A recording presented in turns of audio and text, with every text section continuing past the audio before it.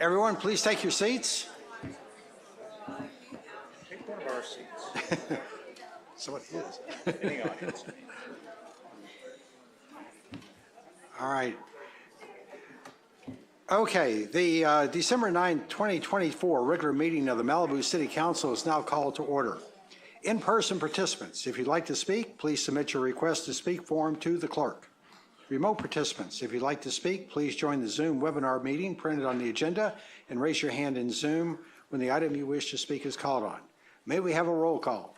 Councilmember Grisanti. Here. Councilmember Silverstein. Present. Councilmember Euring. Here. Mayor Pro Tem Riggins. Here. Mayor Stewart. Here. You have a quorum. Thank you.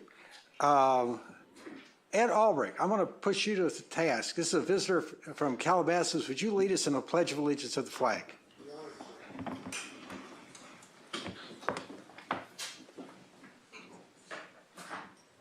Hand over your heart, and after me, please.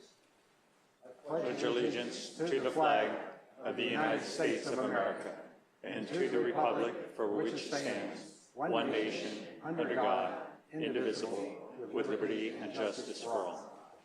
Thank you, Ed. All right. May we have a report on the posting of the agenda?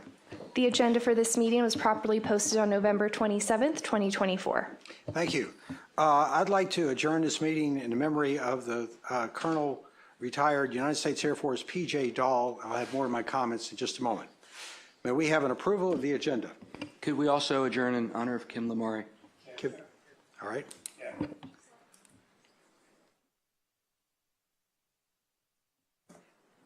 All right. Do I have a second on the motion? I'll second. All right. In honor of the last roll call for Councilman Grisanti, may we have a roll call, please? Councilmember Silverstein. Still here. Councilmember Euring. Here. Councilmember Grisanti. Still here. And these here's are all yeses. These are all yeses. Mayor Pro Tem Riggins. Yes. Mayor Stewart. Yes. Motion carries. Thank you. All right. With that, let's go to the consent calendar. Remote participants, please raise your hand in Zoom if you'd like to speak on the consent calendar. Do we have any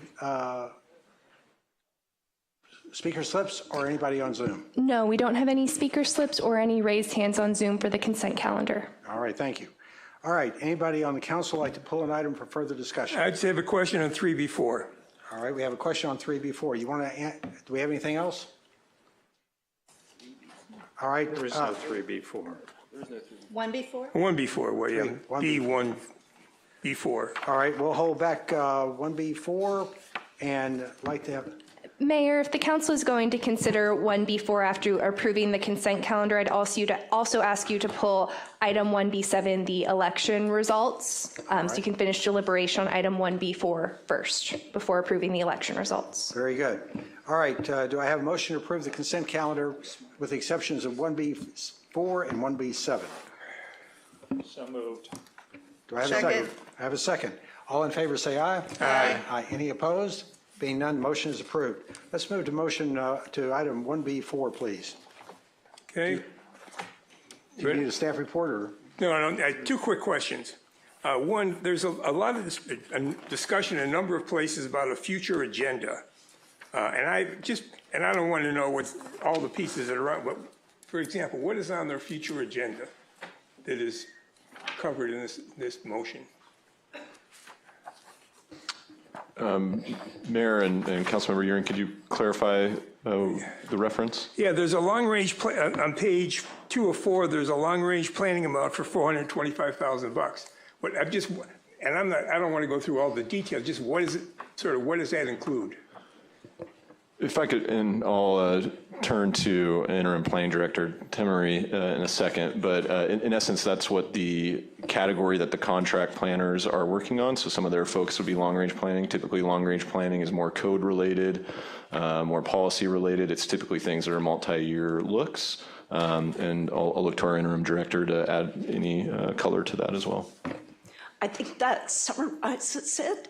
A long-range plan would be, for example, the housing element programs that will be starting on. And I'm just trying to make sure that, I didn't know that we had a long-range agenda planning out, so I just had to get a sense of what was on there. Okay, second question is, on the same page,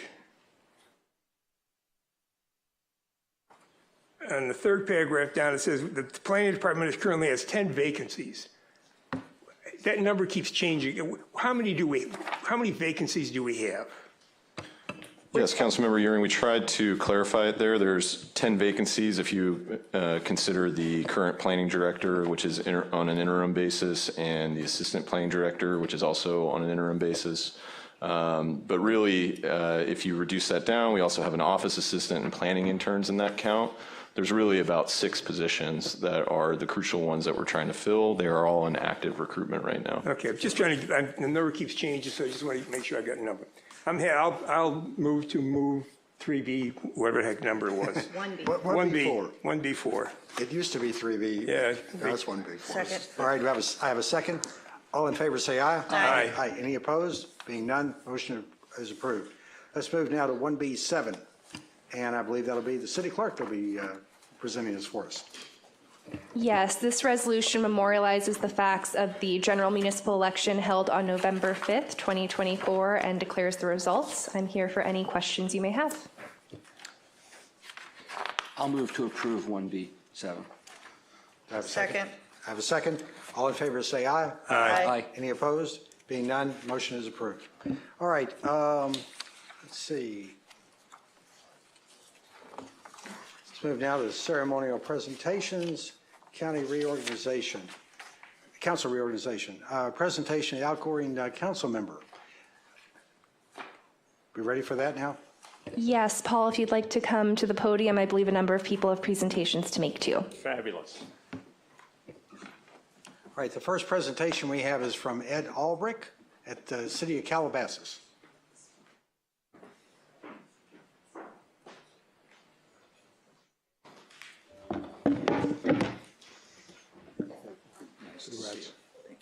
Thank you, Mayor, Mayor Pro Tem, council members.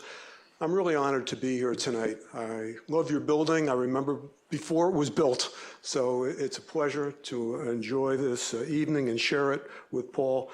For the sake of time management, I looked into his background a little bit and cut it down considerably because it would have taken all evening, and it's quite significant. So, as Jack Webb used to say on the movie Dragnet, just the facts, man. So we're going to give just the facts tonight. Malibu resident since 1978. Correct. Correct me if I'm wrong on any of this.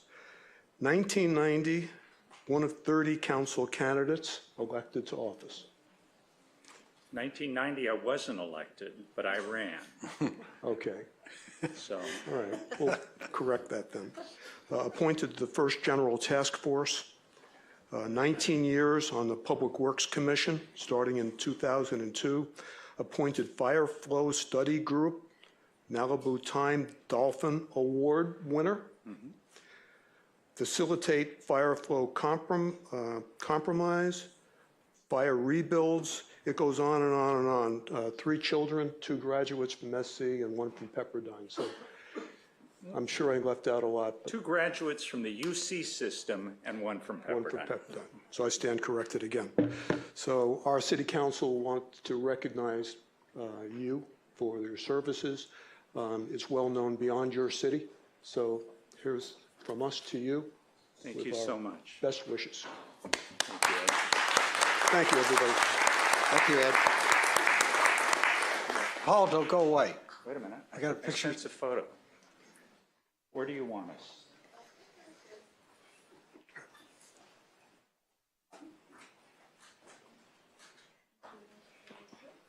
Good.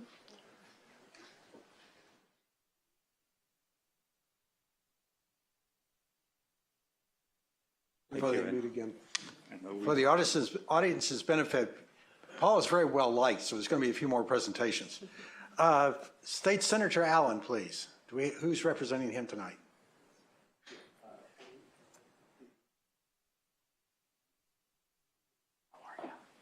How are you? Excellent. Hi, I'm Nick Ferries from State Senator Ben Allen's office. I'm here today to present a certificate for outgoing Councilmember Grisanti. We are very thankful for everything he has done for the city of Malibu and for our district as a whole. So I would like to present this cert. Presented in grateful recognition of your term on the Malibu City Council. Your steadfast leadership, commitment to public service, and dedicated engagement with our community are sincerely appreciated. The Senator is honored to represent you in the California State Senate and wishes you continued success in all of your future endeavors. Thank you.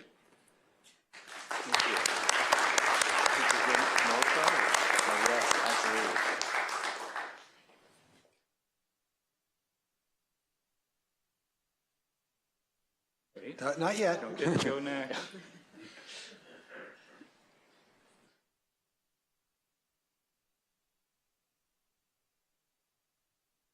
You'll regret this. And Nick, thank you very much, Senator Allen. He's been a good friend of our city, and we look forward to more years with him.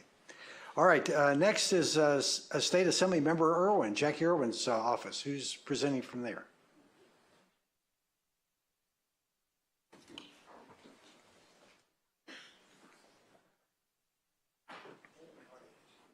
Meet again. Yes, it's good to see you. Nice to see you. So, I'm here, obviously, on behalf of Assemblymember Jackie Irwin, and on behalf of her, we'd like to get you a state resolution presented to you. So, it's a dedication, or it's in honor of the hard work that you do, the tireless efforts, and dedication that you have to our community. So, we're really grateful. If you need anything, please reach out. Thank you again. You can count on it.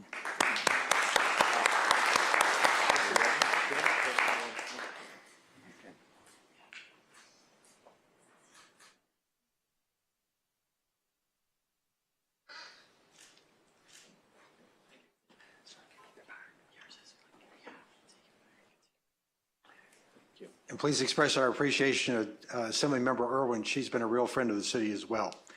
Next, Los Angeles County Sheriff's Department. I bet that's Chris Soderlund. Chris is going to do it. All right, Sergeant, please step forward.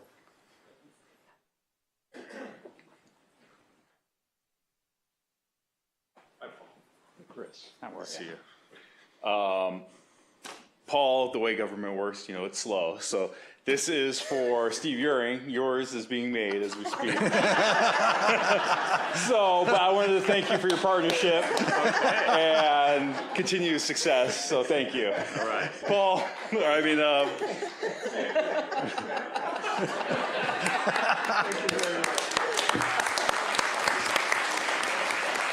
Thank you, Paul. You did a good job. Thank you.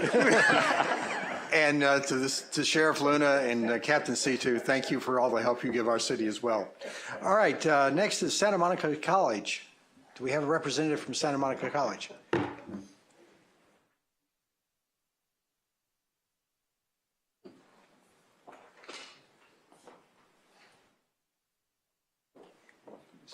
Very good to see you. So Alice Myring, Associate Dean of Santa Monica College's Malibu campus, here with Sherry Davis, Co-Director of Public Policy Institute.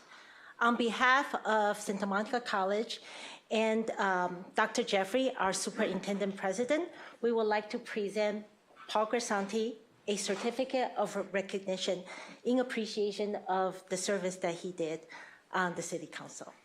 Here you go. Thank you so much. Thank you so much. Hold on.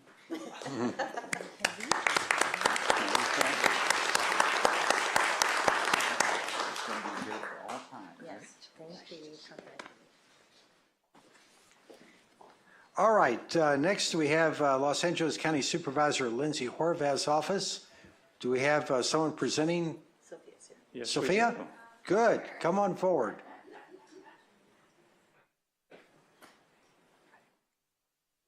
Sophia, so glad you joined us tonight. Oh, absolutely.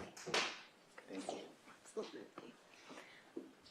Good evening, everybody. My name is Sophia Sudani, Field Deputy for Supervisor Lindsay Horvath's office, and I'm honored to be here today to be able to be with you all today as we recognize and celebrate the incredible contributions Paul Grisanti has made to the Malibu community in his 4 years on the council. From his work on the Public Works Commission, to his commitment to emergency preparedness, to his strong advocacy on traffic safety on the PCH, he has been a champion for Malibu. No matter the obstacles that has come his way, whether it's a global pandemic or the tragic loss of our youth on the PCH, he has exhibited exemplary leadership and an unwavering commitment to the Malibu community. It has been a pleasure to get to work with Paul Grisanti over the last few years, and I know that his contributions to Malibu are far from over. Therefore, in recognition of his dedication and hard work on the Malibu City Council, we are proud to provide you with a scroll from our office. Thank you so much. Thank you.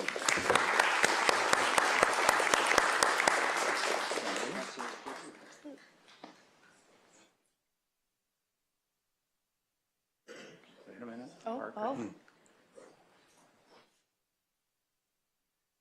But wait, there's more. Sophia, do you want to introduce the supervisor? I think we have a video, don't we? We do have a video from the supervisor as well. And the best is next. Here we go.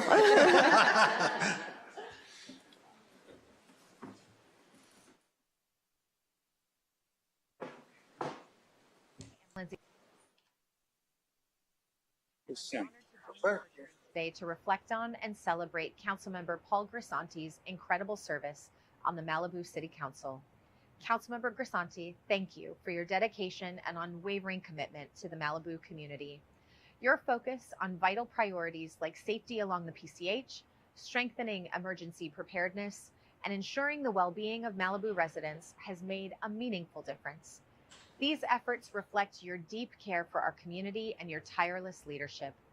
Your work with the Las Virgenes Malibu Council of Governments has also been pivotal in building a regional partnership, ensuring Malibu has a strong voice in shaping solutions to the challenges we all face. Today, we honor the legacy of your hard work, vision, and deep commitment to Malibu. As your supervisor, I want you to know that the county remains a partner in the work you've helped to lead, and your contributions will continue to inspire meaningful change. Your impact will be felt for years to come. Congratulations on all you've accomplished, and I look forward to seeing how you continue to serve and advocate for the city of Malibu and beyond. Thank you, and enjoy this special celebration of your incredible leadership.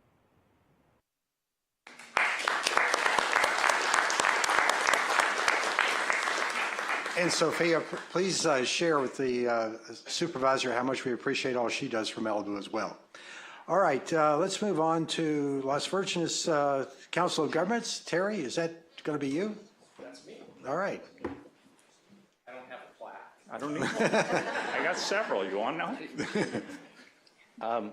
Terry Dipple, Executive Director, Las Virgenes Malibu COG, and I've had the pleasure of working with Paul the past 2 years on our board, and he's been instrumental in his support for issues and projects that we've been working on that benefit Malibu. Most significantly, the hazard mitigation plan that the COG approved for all 5 cities, and the fiber project that we're beginning, hopefully be in construction in the first quarter of next year, that will bring all 5 cities connected, in addition to allowing future expansion.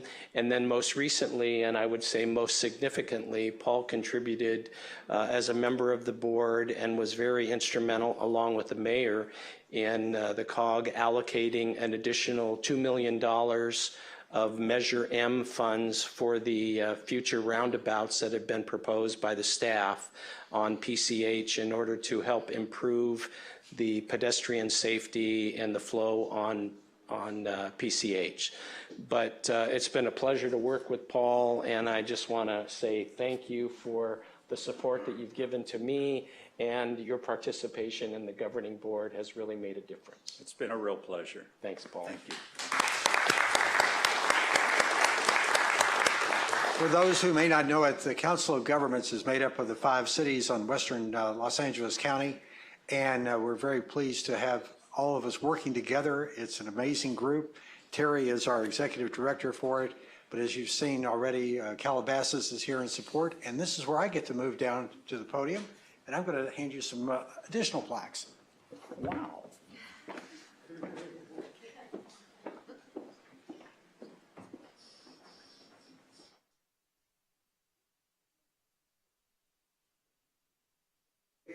You have a truck already, so you can get all this in the truck.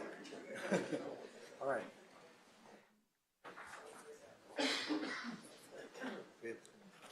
Please, Doug.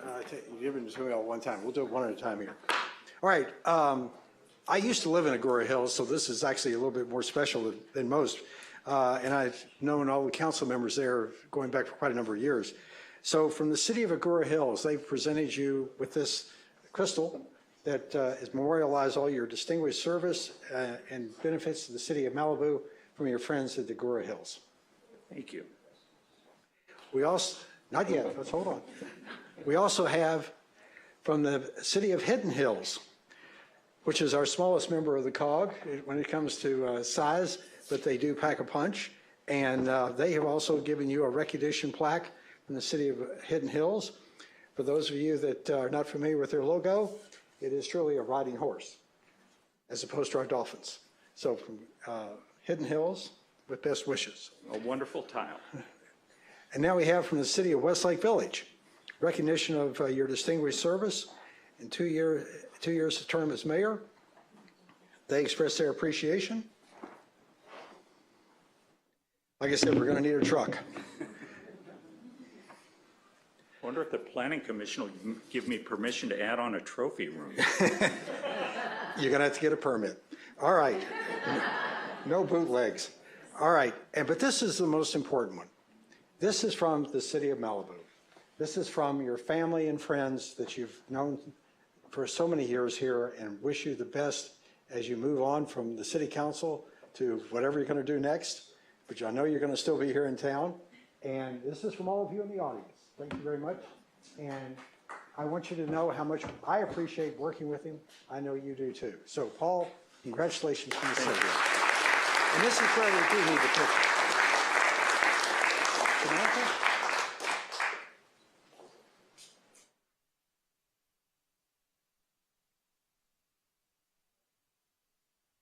Gift is also from the city.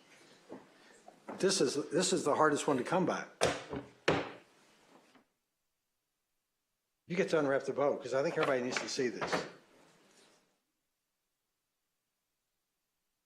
It's blue, so it must be the boy bow. And you get to unfold it. Someone gonna help me? You wanna hold one side? Oh. There it is. It's our pier. We turn it around and show it.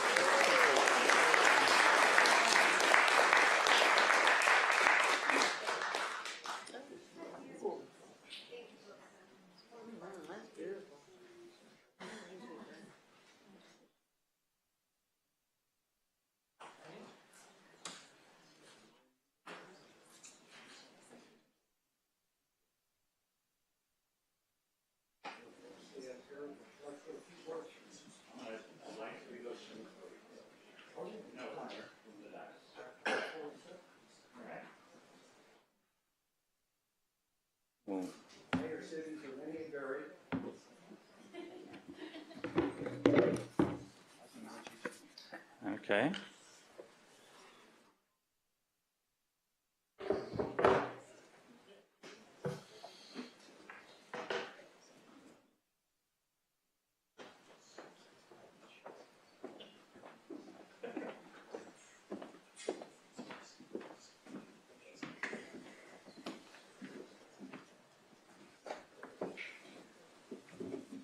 I want to start by thanking everyone for coming today and for all the wonderful gifts and the help I've gotten from each of you individually over the years. I want to thank the residents of Malibu for allowing me to represent them for the last 4 years. It was a great honor. It was something that I really wanted to do. I really appreciate that you did it. I want to thank the staff of the City of Malibu who have always treated me well and always worked to answer my questions and serve the residents of the City of Malibu. And I think that they don't get enough kudos, and we ought to give them a lot more. I want to thank my commissioners who were kind enough to help me by agreeing to serve on the various commissions, starting with Fireball Tim. Fireball Tim, when you walked in here today, you walked through a gallery there. Fireball was my appointment to the Arts Commission, and ever since he was appointed, he has worked to make sure we have the next show scheduled, the next artist scheduled. And he shows up and works with Kristen and the rest of her staff on the hanging of these. And he's been a terrific benefit to the city. And I can't believe how important it is to import commissioners who actually want to do things and actually do them. Dane Scopehammer was my appointment to the Parks and Rec, and Dane has stepped up and done everything possible to help out the Little League, the Snack Shack project, the skate park project, and I'm hoping that, are we going to go to bid soon on that? I think we're getting down to the very close now. So I'm looking forward to actually showing up for when we open the permanent skate park.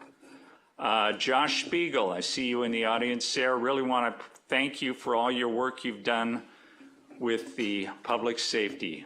And you've been a terrific guy, and your relationship with the law enforcement and the fire department has been very helpful. And I don't know if Don McClay is here, but Don was kind enough to step in and help me out with public works projects and keep me up to date on what's going on and how Rob's doing over there. And wastewater doesn't get much credit, but Kevin Poffenberger is my appointment to that commission, and I think I'm very happy that that's all worked out. I want to thank the members of the Sheriff's Department, Chief Luna, Captain Jennifer C2, and Sergeant Chris Soderlund for all of their friendship and help and answering my phone calls when I call, ask about things. The fire department's Captain Anthony Maroney and all his people have been also very, very kind to me. And those are the kind of people that we really need in order to thrive in Malibu. And let's all pray that we don't need them later this week or even tonight. I want to thank my wife, Sarah, for keeping everything running while I was spending 60% of each working day on city business. You made it possible for me to do this, and I really appreciate your donations of time and effort. I'm not done working to make Malibu a better place. I'm looking forward to working with Smart Coast California. We have a huge project coming up that I'm hoping we will be able to announce in the next year that will benefit every residence up and down the coast. I want to thank my friends at Pepperdine, I'll still be working on their Crest Associates board, and I think that they are a terrific addition to the city of Malibu. They've been very helpful. I've enjoyed my ad hocs with Mary Ann and Doug, especially the school separation with Mary Ann and Doug with the secret one I can't tell you anything about yet. But I'm hoping that there will be good news on that soon as well. The other thing I wanted to say is I am definitely going to be involved in other things as well. I'm looking forward to attending meetings and trying to get things over the finish line for Malibu. And thank you very much for allowing me this time, and I'll give the mic back to you. All right, thank you, Paul.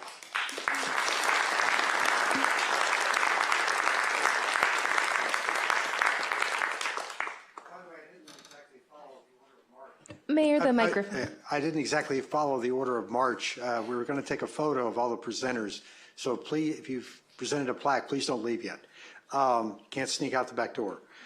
With that, do we have anyone in the audience who'd like to make a presentation to Paul?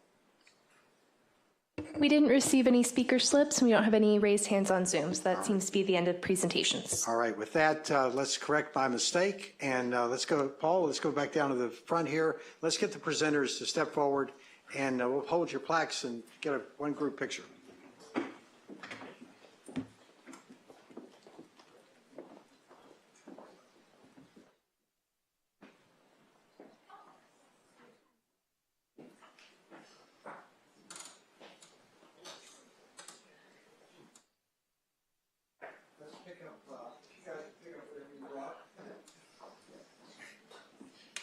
Hold on, you're in the stack. I'm sorry.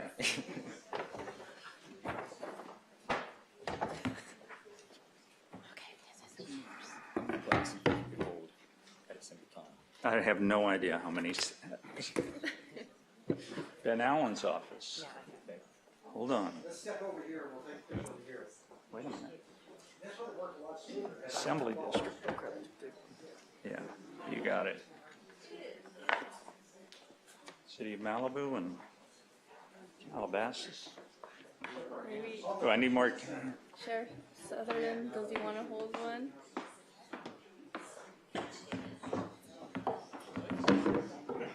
Mary, one more or?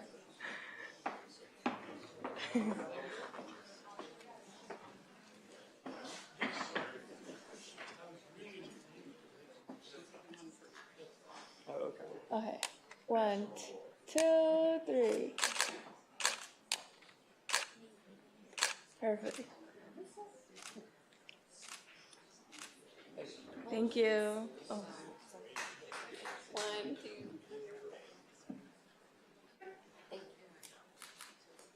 Oh, got it. Thank you.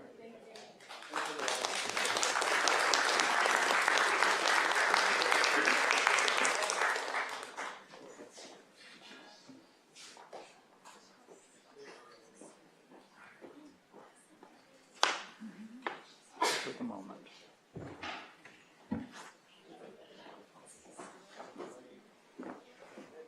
No. I'm going to just destroy it. While Paul is arranging for a moving truck, would anyone on the council like to say any parting remarks for Paul? Go ahead, Mary Ann. I just want to say thank you, Paul. Your years of dedication to the city have been remarkable. The strides that you've made on public works and improving water infrastructure has been great. And on a personal note, thank you very much for being a part of Arson Watch and for your dedication to CERT and all the other volunteer groups that you've done through your many decades here in Malibu. And I just want to say thank you. I've enjoyed really working with you on the ad hoc, working with you on the parks projects that we've worked on. And I think we've accomplished a lot, and I'm going to miss you. And I hope to see you around the community and get your advice going forward on how to keep moving forward, making Malibu the great place that we all love. Thank you. Thank you, Mary Ann. Anyone else? I'll make a statement from someone who has worked with Paul on CERT, on the city council, and I will tell you that it seems like everywhere you go, somebody goes, oh, you're with Paul. Paul's on the council with you. Paul's this, Paul's that. He has been a true inspiration for volunteerism and interest in the city. And we owe him a lot, not just for the time on the city council, but as you heard from several speakers, this man has done probably a full-time job on a part-time basis, being an addition and accretive to the city. And I just want you to know how much we appreciate it. And Paul, you may be off the council, but you're not out of town. So please stay. All right. Thank you. Thank you. With that, as you know, we were a city formed in 1991, and it is now turned to, as we take our city council every 2 years, it's now time to adjourn the 17th City Council of Malibu. I'd like to officially announce that we're reconvening the 18th City Council of Malibu. And with that, Halen, would you please come to the dais?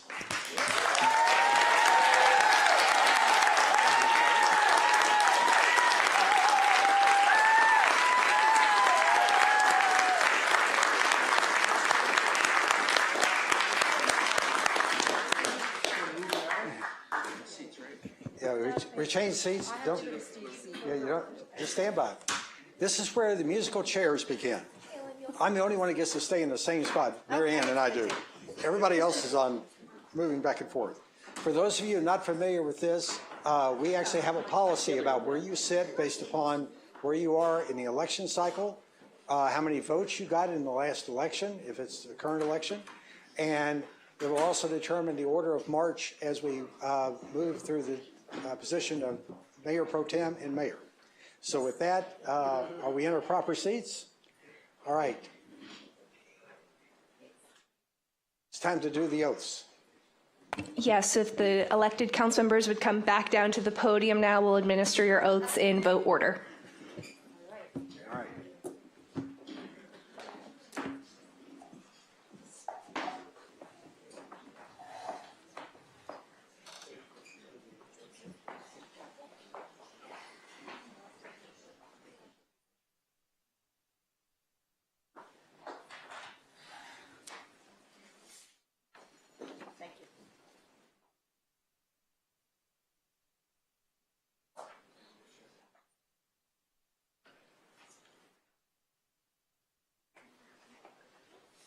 All right. Does anybody need to say anything first? Or no? No, you get to say it afterwards.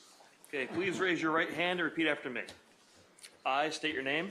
I, Bruce Silverstein, Do solemnly swear or affirm do solemnly swear or affirm that I will diligently serve as council member of City Malibu, that I will diligently serve as council member of the City of Malibu, that I will support and defend the Constitution of the United States that I will support and defend the Constitution of the United States and the Constitution of the State of California against all enemies, foreign and domestic, and the Constitution of the State of California against all enemies, foreign and domestic, that I will bear true faith and allegiance to the Constitution of the State of California, that I will bear true faith and allegiance to the Constitution of the State of California, that I take this obligation freely without any mental reservation or purpose of evasion, that I take this obligation freely without any mental reservation or purpose of evasion, and that I will and faithfully discharge the duties upon which I'm about to enter.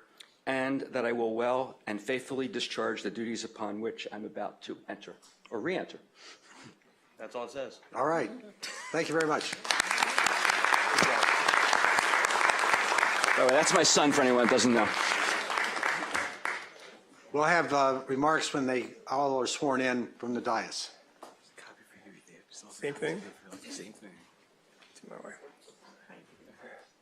And this is my wife, Marcia, who's my better half. So where's the, This is yours. all right. All right. Please raise your right hand and repeat after me. I state your name. I, Steve Uring, Do solemnly swear or affirm do solemnly swear or affirm that I will diligently serve I will diligently serve as council member of the City of Malibu, as council member of the City of Malibu, that I will support and defend the Constitution of the United that I will States support and defend the Constitution of the United States and the Constitution of the State of and the California Constitution of the State of California against all enemies, foreign and domestic, against all enemies, foreign and domestic. that I will bear true faith and allegiance I will bear true faith and allegiance to the Constitution of the State of to California, the Constitution of the State of California. that I take this obligation freely I take this obligation freely without any mental reservation without any mental reservation or purpose of or evasion, purpose of evasion. and that I will well and faithfully And I will well and faithfully discharge the duties discharge the duties upon which I am about to upon enter. which I am about to enter. Well, congratulations. Thank you very, very much.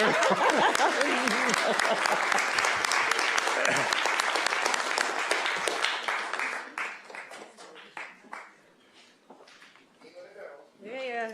All right. Let's do this.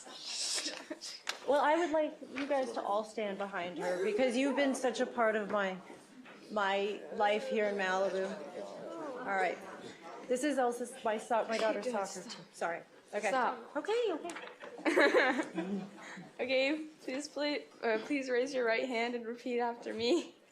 I, L. No. What? I state your name. I, Halen. Oh, you have to read that. So read it. I, Halen, do solemnly swear or affirm that I will diligently serve as council member of the City of Malibu, that I will support and defend the Constitution of the United States and the Constitution of the State of California. I think you're supposed to read it to me, babe. Oh, and the Constitution. I'm sorry, everyone. And the Constitution of the State of California against all enemies, foreign and domestic. Then let me have a chance. Oh, go. Maybe we have to start over. No, go. Okay. Just go. I will diligently serve as council member of the City of Malibu. As the council member of... That I will support and defend the Constitution of the United States. And the Constitution of the State of California. And the Constitution of the State of California. Oh, against all enemies, foreign and domestic. Against all enemies, foreign and domestic. That I will bear true faith and allegiance. That I will bear true faith and allegiance. To the Constitution of the State of California. To the Constitution of the State of California. That I take this obligation freely. That I take this obligation freely. Without any mental reservation. Without any mental reservation.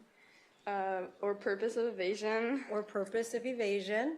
And that I will well and faithfully. And that I will well and faithfully. Discharge the duties. Discharge the duties. Upon which I'm about to enter. Upon which I'm about to enter. Okay. Yes! I think that's it!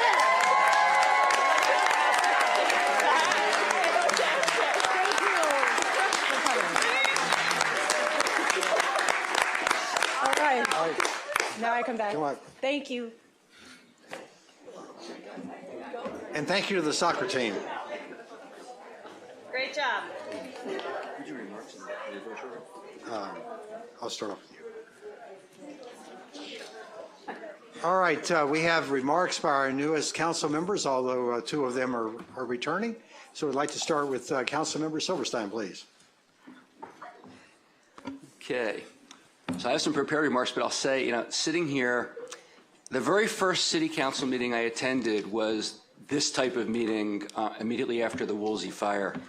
I'd never been to a council meeting before, and I remember sitting in the audience, and I had come to talk about the fire, and I came to see the council in action, preparing to help the community.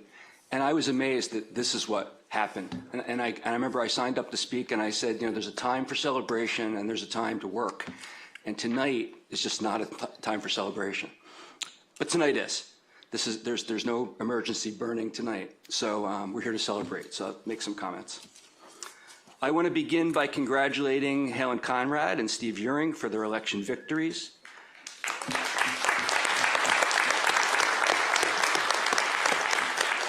Neither victory came easily, and they conducted themselves with dignity and integrity.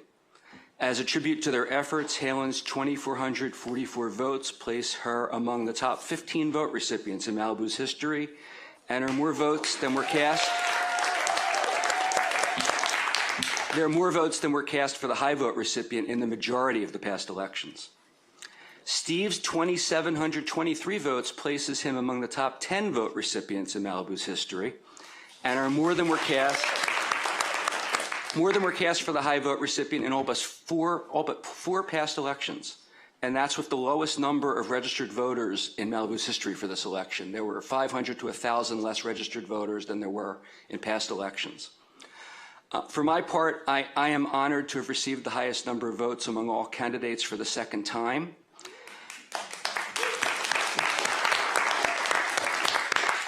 That's occurred only twice before in Malibu, and my combined 5,357 votes is the second most for two elections, even with substantially less number of registered voters.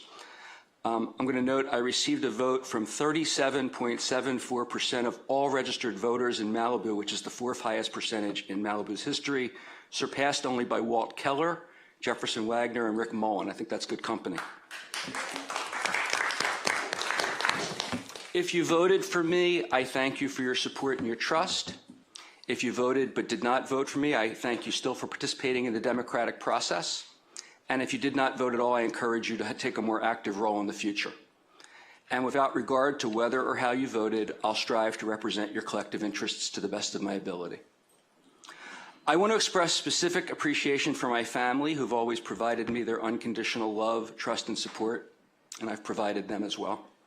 I also want to express specific appreciation for the residents who worked diligently on my campaign by talking to their friends and neighbors, making phone calls, sending emails and texts, distributing campaign signs, holding meet and greets at their homes, posting on social media, writing letters to the editor, contributing financially to my campaign, and providing me with their guidance and suggestions.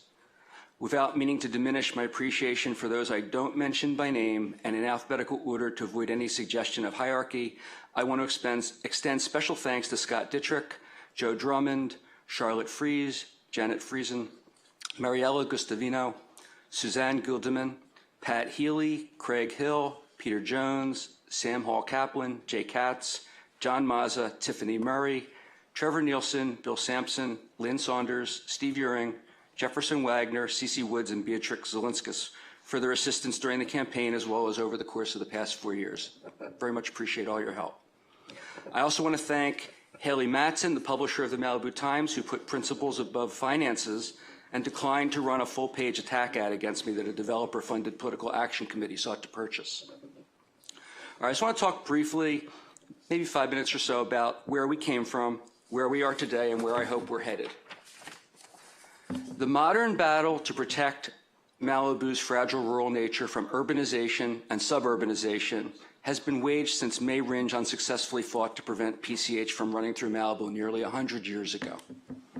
A major victory in that battle occurred in 1990 when the residents of the area overwhelmingly voted to incorporate the city of Malibu to avoid major development plans then being considered by LA County. The spirit of modern-day Malibu is reflected in the vision statement and mission statement, which codify the purposes for which the city of Malibu was formed. Notwithstanding the importance and clarity of that vision and mission, city leaders have been short-sighted and veered off course from time to time. Malibu's fragile rural nature has not always been protected and preserved. Land use programs carefully designed to prevent suburbanization and commercialization have been circumvented through variances and development agreements. Natural and cultural resources have from time to time been desecrated. Urban and suburban conveniences have displaced traditional rural features, and the object of limiting visitors serving recreation opportunities to proper times, places, and manners has become somewhat of a hollow platitude. Malibu residents cast blame in various directions for these transgressions of Malibu's vision and mission. Some blame developers and real estate investors. Some blame outside agencies. Some blame the city manager and the city staff. Some blame the city council. Some blame the electorate. Some blame all of the foregoing, and still others claim it's the unavoidable impact of the urban sprawl of the second largest city in the country that's just a stone's throw away. I think everyone's right. Whatever the reason, we are now where we are, and we can only do our best to hew closely to Malibu's vision and mission as we continue to move forward. In 2020, many residents were fed up with the perceived ongoing degradation of Malibu's fragile rural nature, a perceived lack of enforcement of laws designed to achieve the objectives of the mission statement and the vision statement, a perceived misalignment of the city council, city manager, and city staff with the development community, and even a perceived possibility of corruption in City Hall. Consistent with that community sentiment, I campaigned on a platform of putting residents first, preserving Malibu's fragile rural nature, and pursuing a sea change in the way of doing business at City Hall with an emphasis on transparency, accountability, and ethics. The centerpiece of my 2020 campaign was to bring a more lawyer-like approach to the City Council. I also campaigned in 2020 to press for the replacement of the city manager, the city attorney, and for significant changes in the way the City Council, senior management, and city staff conduct their business. I've been clear during my re-election campaign that the City Council still needs to be more responsive to the residents, less responsive to outside interests, more involved in overseeing and questioning the city manager, city attorney, and city staff, and more focused on adhering to Malibu's vision and mission. It's difficult work to protect and preserve Malibu's fragile rural nature. Malibu's vision and mission is under constant attack by a vocal minority who prefer profit and urban convenience over quality of rural life. and who have substantial financial resources to pursue their objectives. As Suzanne Gildeman observed in a 2016 article titled "The Ghost in the Machine," every developer who lies and cheats and wheedles their way around Malibu's environmental protections, and every Malibu city planner and city council member who is complacent or who voluntarily trades away space in variances for things like vertical landscaping is complicit in a crime against the earth and against the future.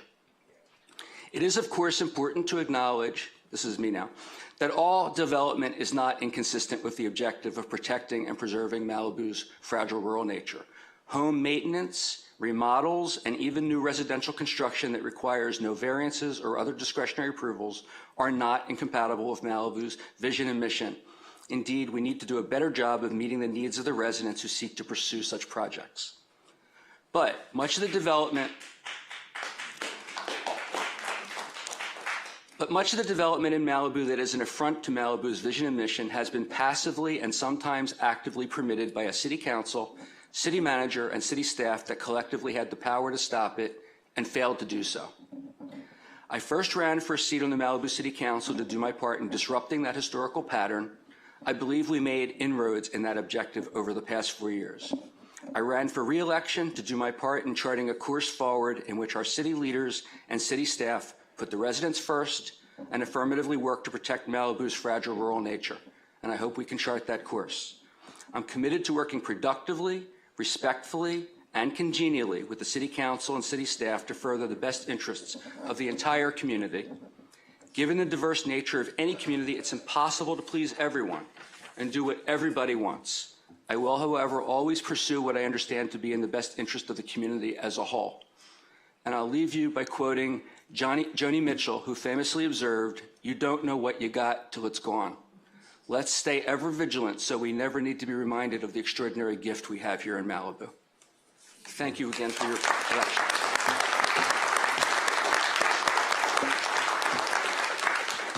Thank you, Bruce, and welcome back. All right, Steve. Thank you, Mayor. Prior to getting on City Council, I had a very close friend who one time told me, before you do a presentation, you want to make sure you don't speak after singing children, a dancing bear, or Bruce. Good advice. All right, I'd like to congratulate Bruce and Halen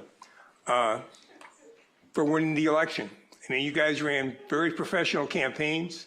They were informative.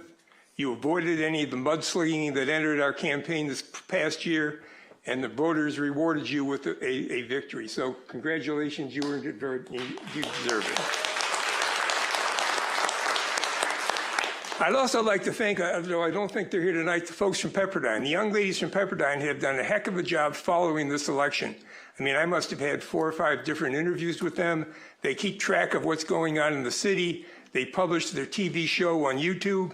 And if you don't know, you probably should watch it every now and then because you get better information off of that than you're sometimes getting off of Nextdoor. So I want to thank those folks for the job that they did.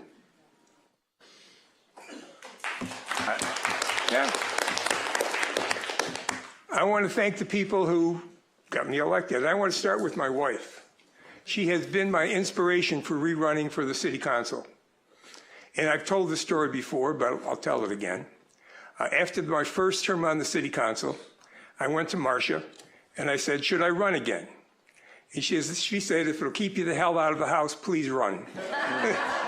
So here I am. Honestly, she's my greatest supporter and also my strongest critic. I mean, when I say something wrong up on the dais or vote incorrectly, I'm the first one to hear about it from her. So Marcia, thank you very much. You've been a stalwart in this whole process.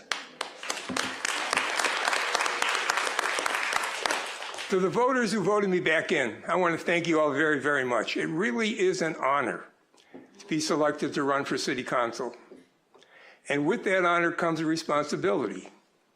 I believe you elected us to work together as a City Council to improve the quality of life of Malibu residents. And I want to assure you that I will do everything I can to make sure my future decisions justify your support in me. So thank you all very, very much.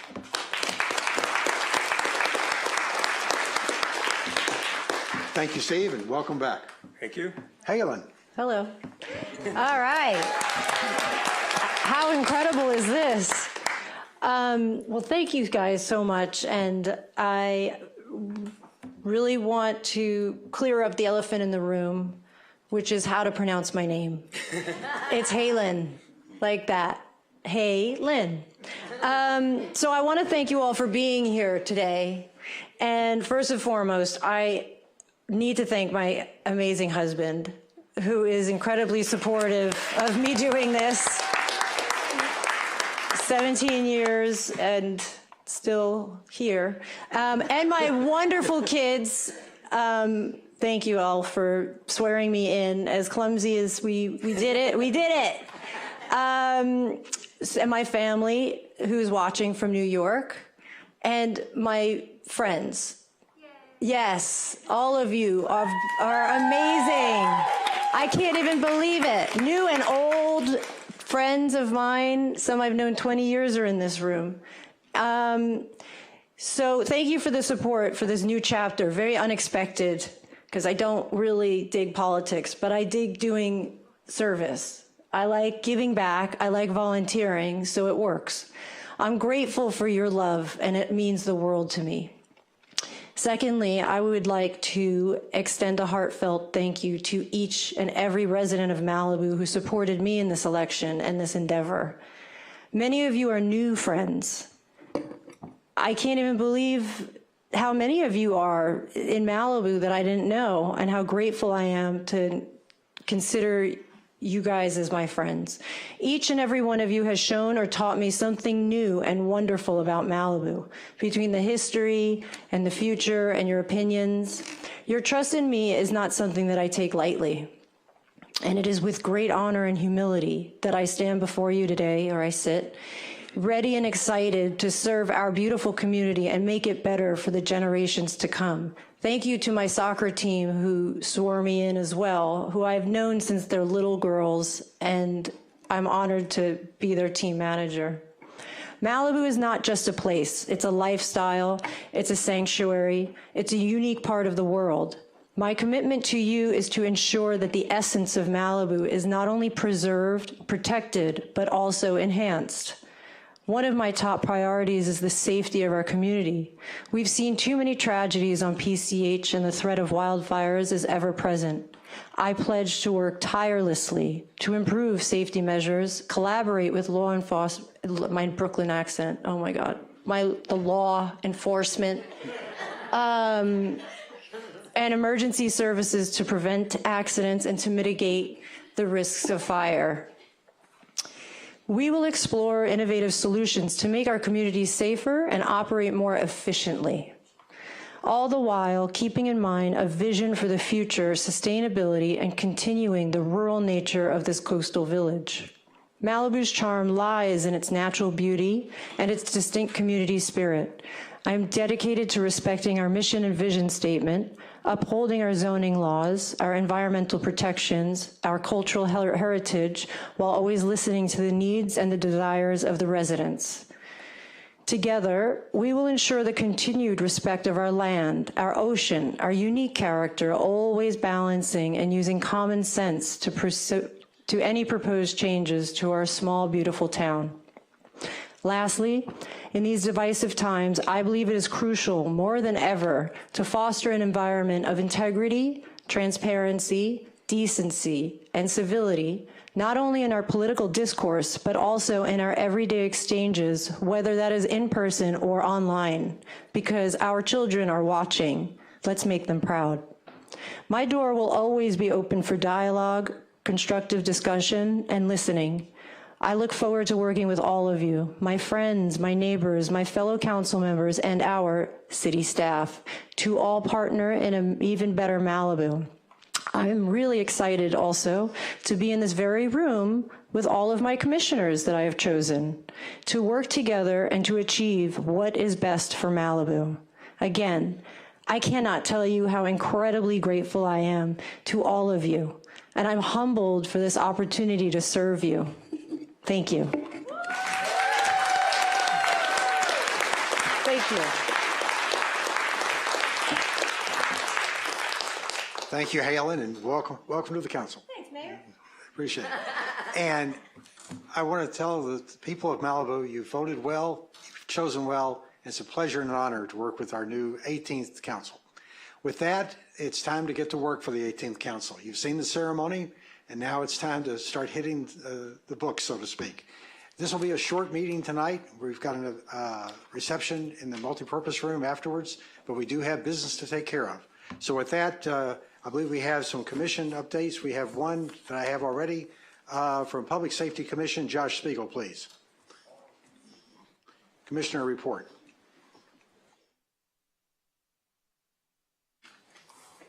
Hey everyone. Congratulations, Bruce, Steve, Halen. I don't know what the ambiguity is there. Yeah, so I just wanted to give a quick end of the year update, what we've been up to second half, the fourth quarter of the year. The license plate readers that Doug and I were working on back in the day, they're going to be up in the next couple weeks. We already have a couple up. We've gotten some great hits on those license plates. So in the next couple weeks, there's going to be up throughout Malibu. That's great news. A couple weeks ago, you gave kind of the homeless outreach team an award. I thought that was really great. But one thing that I wanted to point out is the increase in the success rate of getting people housed or temporary housing is something that's can be lost in the statistics. We've kind of doubled our success rate. So I don't necessarily understand what that is, but according to Luis, it's kind of how the team is working together. So moving that team forward and keeping it together is really important. So I'd like to thank Luis Flores and Deputy Espinoza specifically. Our LAS parking services has done an excellent job. They're ticketing the heck out of people left and right. They're doing a great job. And then it's also a fantastic force multiplier. So I know that you all like that. PCH, we're always trying to get 1% better. I know that you're all focused on that, and it's really close to my heart, so I want to thank you there. One thing that we're trying to get going on and get a little bit more traction is the radio repeater up at the Bluffs. We've kind of made suggestions to the Public Safety Department, Susan, and maybe Rob. We need help with planning, right? Because this has been a 5-year project. We need the radio repeater up there because when Lost Hills goes and tries to take over the KBOO to send out real-time messaging, anything east of Latigo doesn't get the message. So we need that radio repeater up, and respectfully, our commission is asking you to kind of light a fire under planning so we can get there. One other thing that we were discussing is, throughout these PSPSs, there's just, internet goes down, cell phone goes down. How can we get a temporary quick fix? These cert boxes have satellite internet ready. So maybe during a red flag event, put them on standby. If there's a PSPS, we can deploy these the satellite internet rapidly. So it's something that we've asked for help on, and maybe the council can agree to rapidly deploy the satellite internet during a PSPS. That's all I have. And again, congratulations. Look forward to working with you all. Cheers. Thank you, Josh. One of the things that we do have here, started in 1998, we started a decorum of how council meetings are to be held. And I don't mean to be a wet blanket, but one of the issues that you have is sometimes people get over energetic on one topic at the expense of the people that are on the other side of the issue. So it's very common for most councils not to have applause or signs or cheers. So I encourage you to do the jazz wave. With that, I believe it's now the city manager's turn. Go ahead, please. Yes, thank you, Mayor and honorable members of the 18th City Council. To keep the theme, I guess, of the wet blanket, I want to cut right to the fact that we have a PDS, particularly dangerous situation, red flag warning, which essentially means we're in a high fire situation right now through Wednesday evening. And it also means that we are in a public safety power shutoff right now. The news we just got is that they are in the process of shutting down McGuire and Merlin, and likely also the circuits that power City Hall. So I just want to give a heads up that everybody to remain calm. If the power does go out, the emergency lights will go on. We will try to usher everybody out in a calm fashion. We do have flashlights, and we will make sure everybody is ushered out properly. Just make sure you stay calm and don't jump up and try to run out of the building. Everything will be okay. You might mention we do have a backup generator which will kick in. We do have a backup generator that will kick in, but it's only emergency lights in here, so it'll be it won't be this level of brightness in this room. So just wanted to give that heads up. But the hallway lights will be on, and other parts of City Hall will be on, but the generator doesn't power 100% of the building. Yeah. So I wanted to get that out of the way, but we will do our best to manage that as we go. The fire department has augmented staffing ready for tactical deployment, and the Malibu Lost Hills Sheriff's Station is high alert as well for any fires. For the public, Trancas Canyon and Charmley Parks will be closed through Wednesday due to the winds and the dangerous situation. Public Works staff are in communication with Caltrans regarding the potential PSPS and trying to coordinate. Emergency generators are ready to be deployed in a fire or emergency that indicates the potential for evacuation to keep those lights running on PCH. And for anybody who's not aware, PSPS information is posted on the public safety website, malibucity.org/PSPS. And also we are prepared to activate our EOC in case a fire ignites in or around Malibu. So we will be on watch as of right now. But with some positive news, the housing element, as of December 3rd, the city's 6th cycle housing element was certified by the California Department of Housing and Community Development.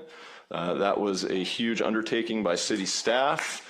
Thank you. By city staff, by commissions, by the city council, all to make sure that that got approved and adopted by the deadlines that we had agreed to with the state. And now we have a certified housing element, which is a big accomplishment. So thank you to everybody involved. With the next city council meeting, January 13th, we will start providing regular updates on community lands. As requested by the city council. So we'll try to do that at first meeting of every month, and as well as the strategic work plan when we provide those updates.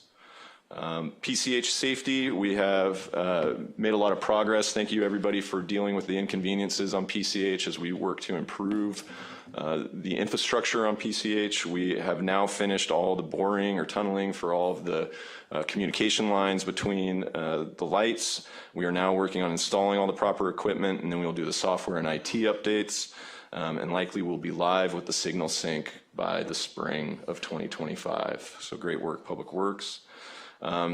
With all the efforts as well with the city council and the state legislature, speed cameras have been approved, and we anticipate being fully operable by the end of next year as we go through all the steps. So another significant milestone. We are planning on putting in temporary roundabouts at El Matador State Beach and Encinal Canyon Road. The RFQ went up last week for engineering design work on those roundabouts, and those are funded through LA Metro. So we're looking forward to putting those in. And a big next milestone is this week, PCH Master Plan Feasibility. There is the 7th public workshop. That is Wednesday, December 11th, 6 o'clock to 8 o'clock at City Hall, assuming we have gotten out of the power shutoff situation. So subject to change, but as of right now, the next workshop is December 11th. That's Wednesday at 6 to 8 p.m. at City Hall. Then there will be a 30-day review, and then in January, Caltrans will do a review. February, the report should be in the finalizing stages, and then in March, a presentation of the feasibility study and a recommendation to the California Transportation Commission should be done. As a reminder, the City Council is not meeting on December 23rd. They are in recess due to the holidays, and City Hall will be closed for the family-friendly winter closure December 21st through January 1st, and we will reopen on January 2nd. And that concludes the city manager's updates. Available for any questions, and I invite Sergeant Sutherland up for the sheriff's report.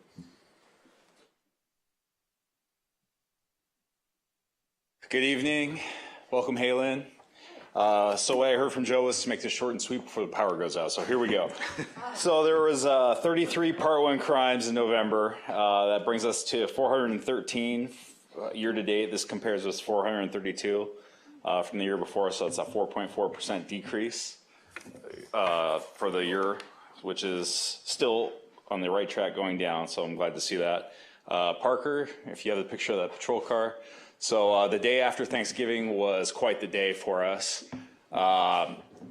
First, we'll start with a deputy was at Carbon Canyon PCH doing traffic control, or I'm sorry, doing speed enforcement when he was rear-ended by a vehicle. And the driver of that vehicle freely admitted to being on their cell phone and texting while they were driving. So fortunately, there was only bumps and bruises and no one was seriously hurt, but just another example of the dangers of PCH.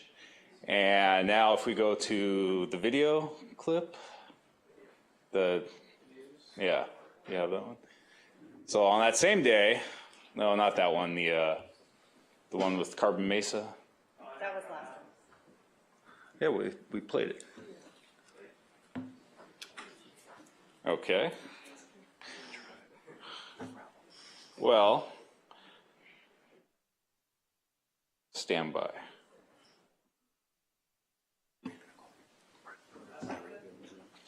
Yes.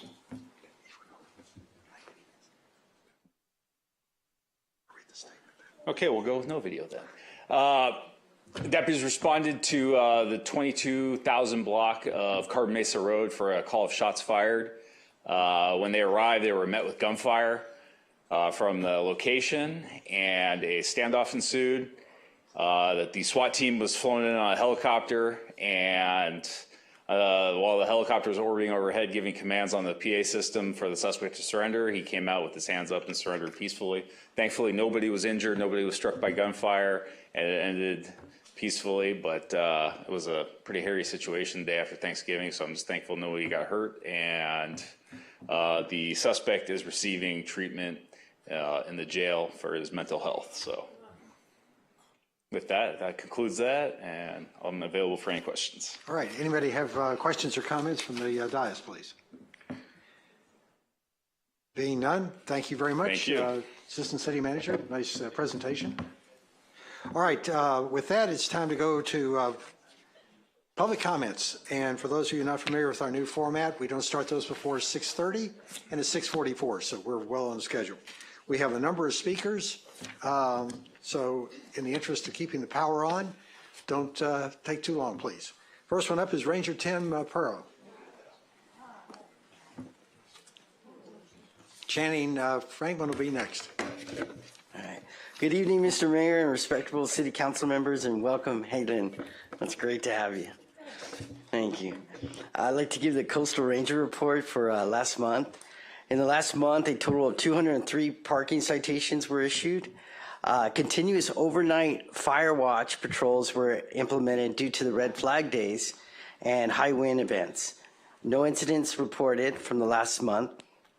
Public officers and rangers were added to our safety patrols at Escondido Canyon Park due to the increased traffic flow and for the public safety concerns. So we're continuously on that so we could manage that traffic flow. At Lechuza Beach, 3 administrative citations were issued for dogs on the beach and possession of alcohol. A service call was generated due to missing fencing at Big Rock Drive and brushing concerns. Maintenance crews installed new fencing and clearing brush in the area as well. And this concludes the MRCA Ranger report. Thank you, Tim. Thank you very much. Next, Channing, and following Channing will be Scott Dietrich.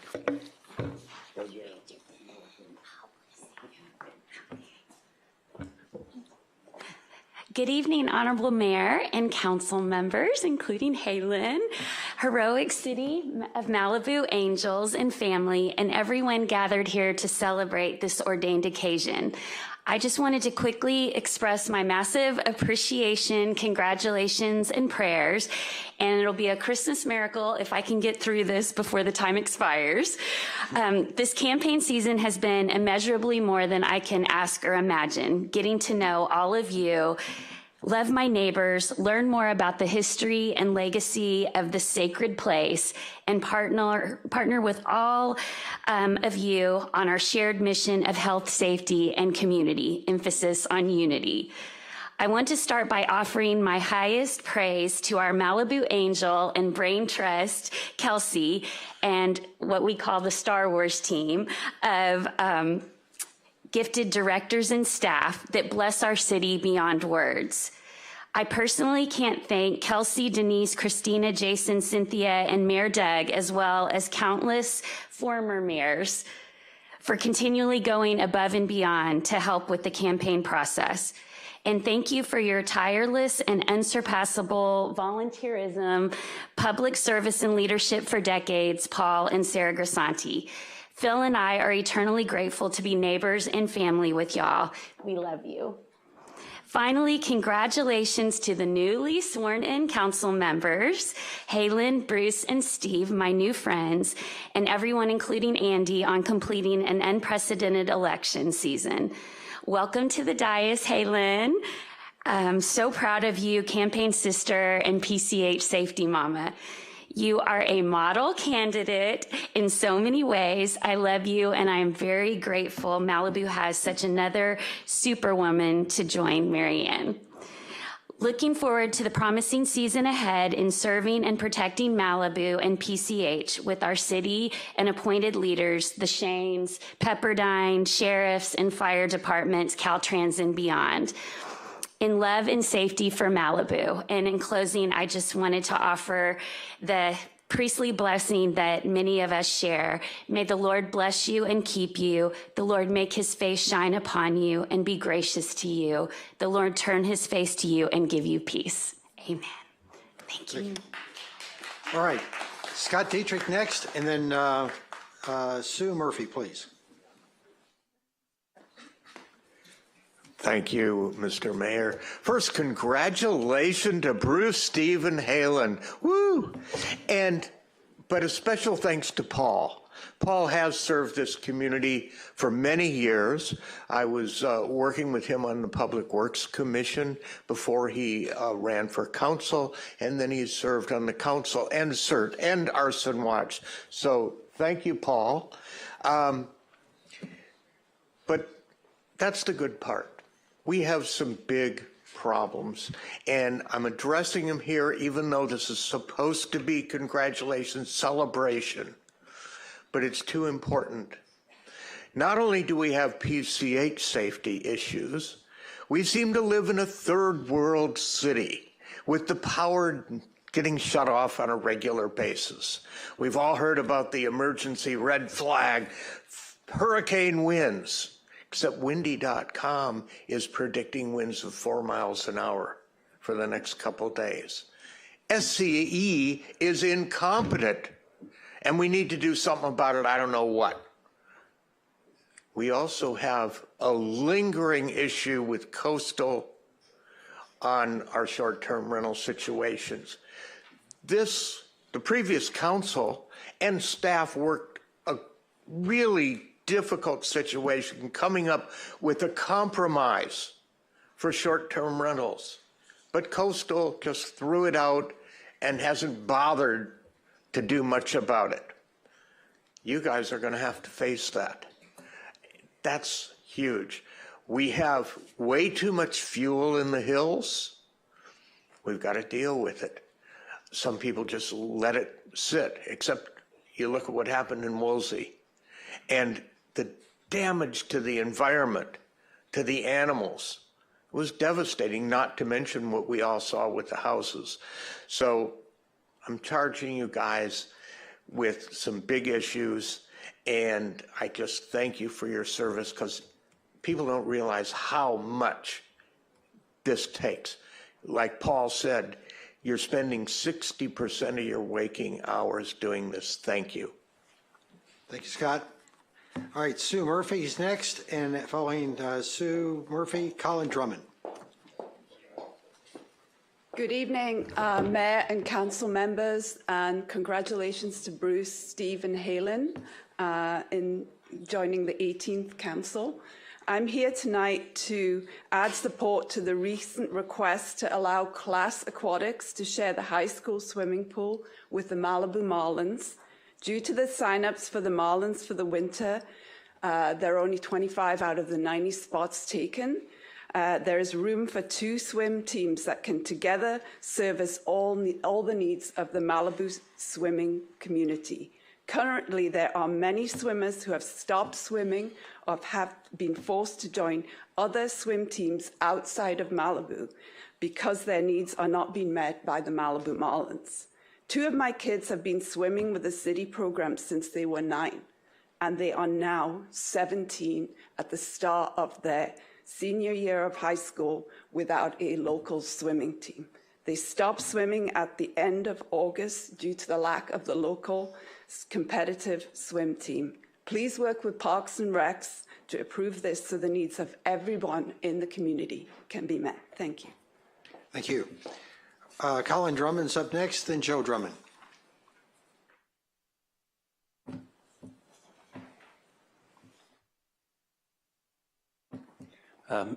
Hi, I'll try to be brief. I'm on the community brigade as well as arson watch, so my car's loaded with radios and gear and stuff, so I will be quick. I want to congratulate Halen, welcome, and Bruce and Steve, once again, it's great to have you guys back. I'm speaking today actually as a former co-president of the Seawolves, and I just want to echo what Sue was saying.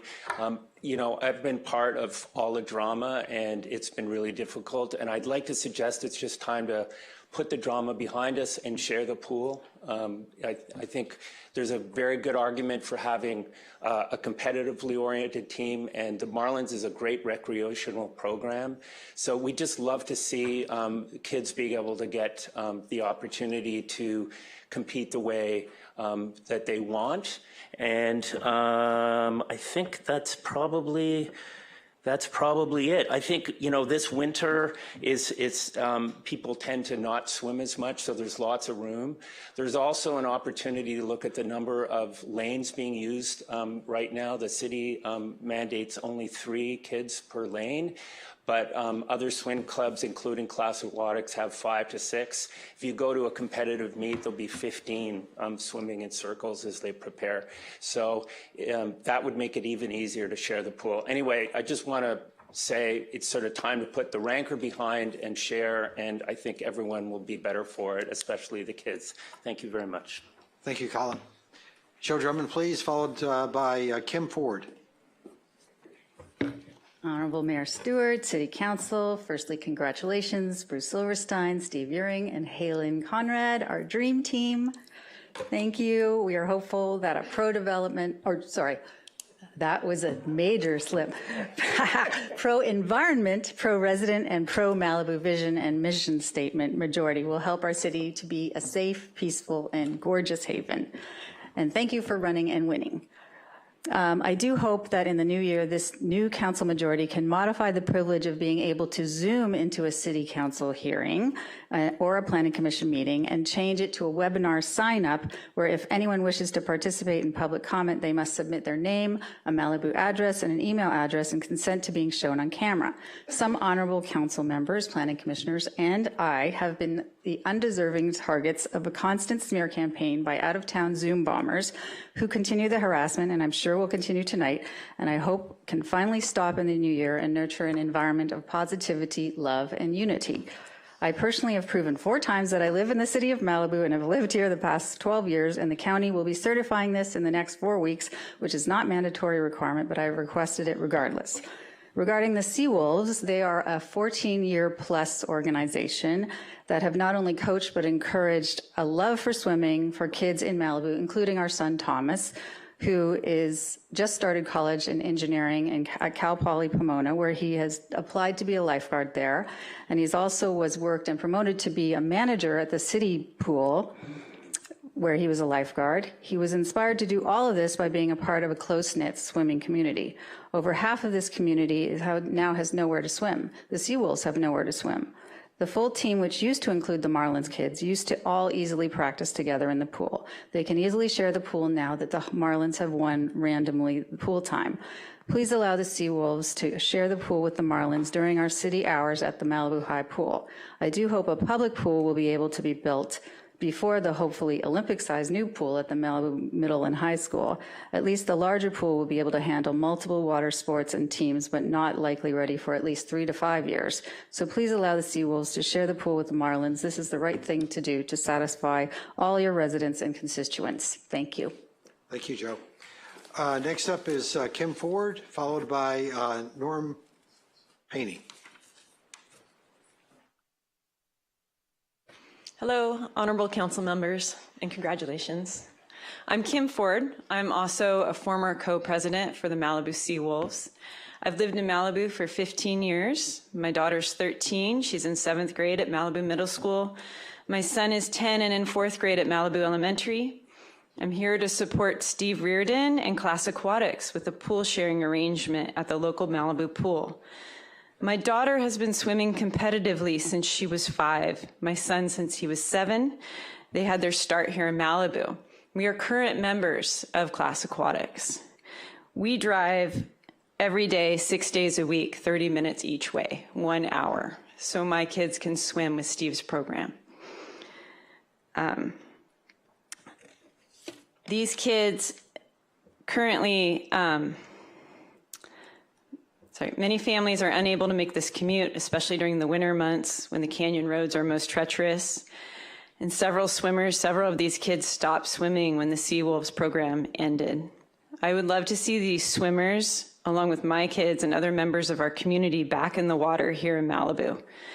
Class Aquatics will be a true benefit to our community, and Steve Reardon brings with him extensive experience in competitive swimming, ethics, and professionalism.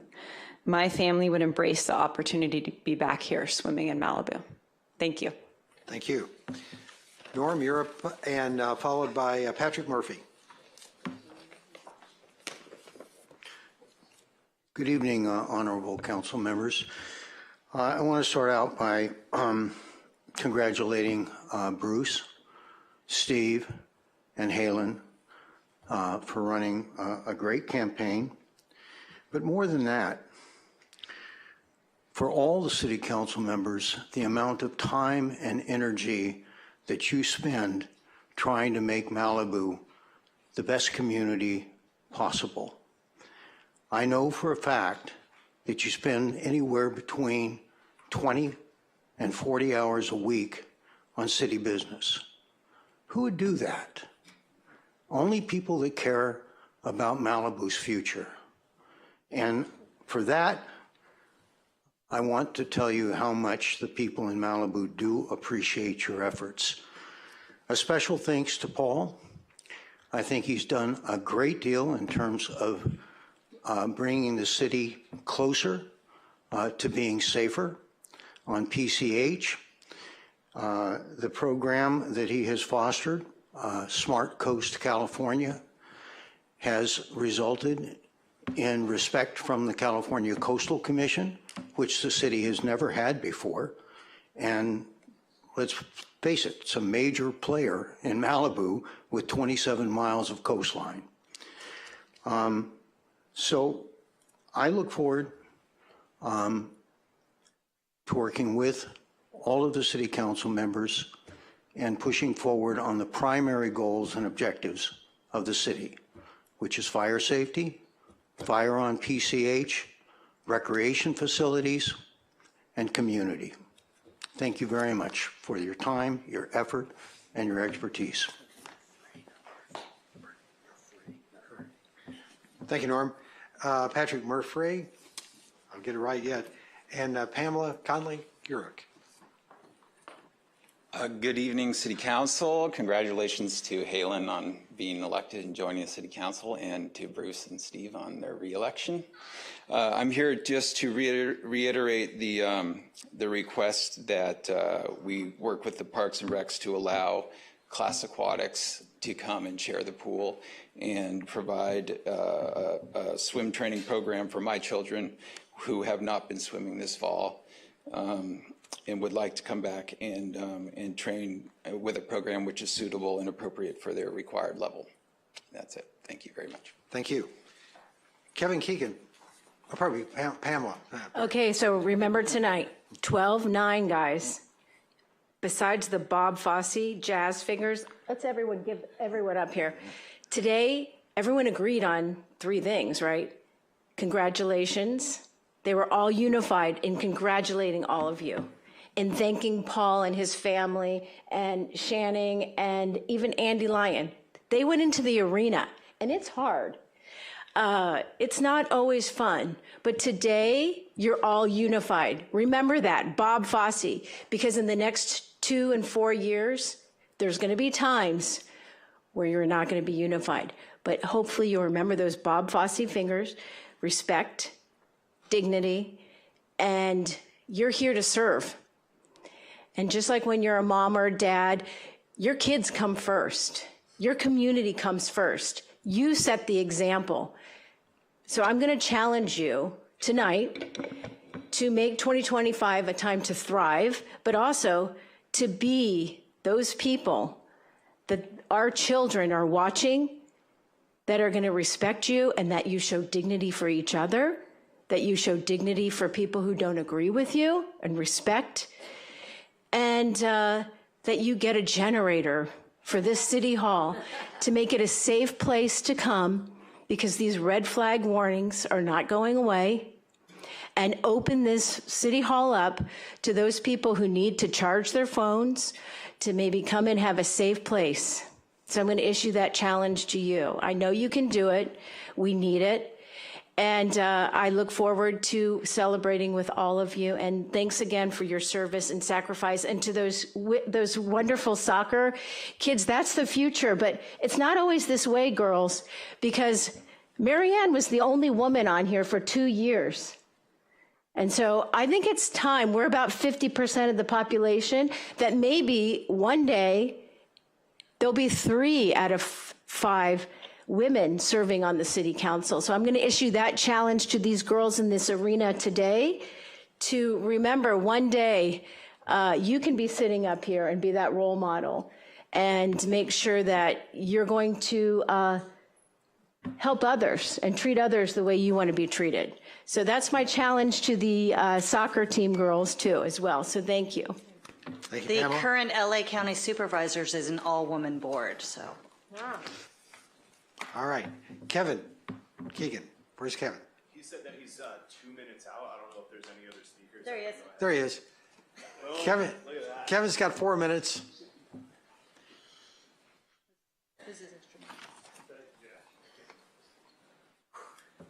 Then it'll be Scott. Good evening, Steve Council. Hotchkiss will be next. Good evening. I'm Kevin Keegan. On behalf of our community and public schools, I have 3 safety and technology related issues with requests for action.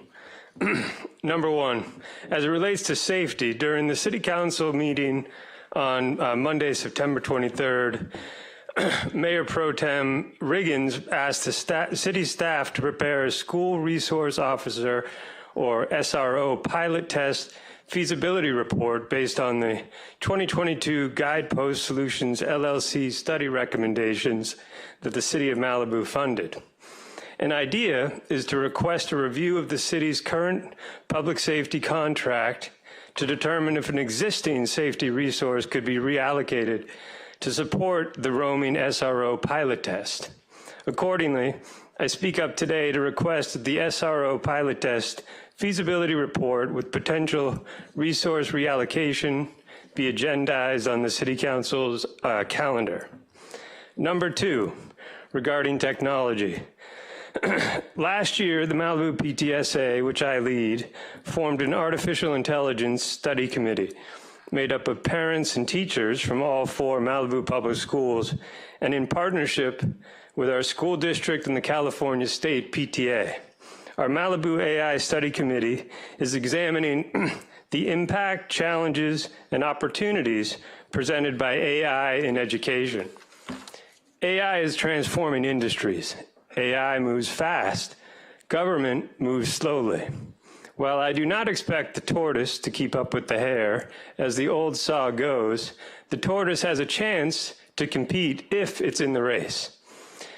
I speak up today to request that in 2025, the government and businesses join our Malibu team by asking our local Chamber of Commerce and businesses to collaborate with the Malibu AI Study Committee in order to share a preliminary report about AI in Malibu to the City Council by the second quarter of 2025. In closing, number 3, a unique public safety scenario has unfolded in our Malibu Elementary School neighborhood, and I believe the City Council may be able to recommend a solution for similar issues in the future. This fall, an unhoused woman has been parking her car in the streets directly next to the Malibu Elementary School campus and spending the day sitting in the car while school is in session. In November, she did this almost every school day.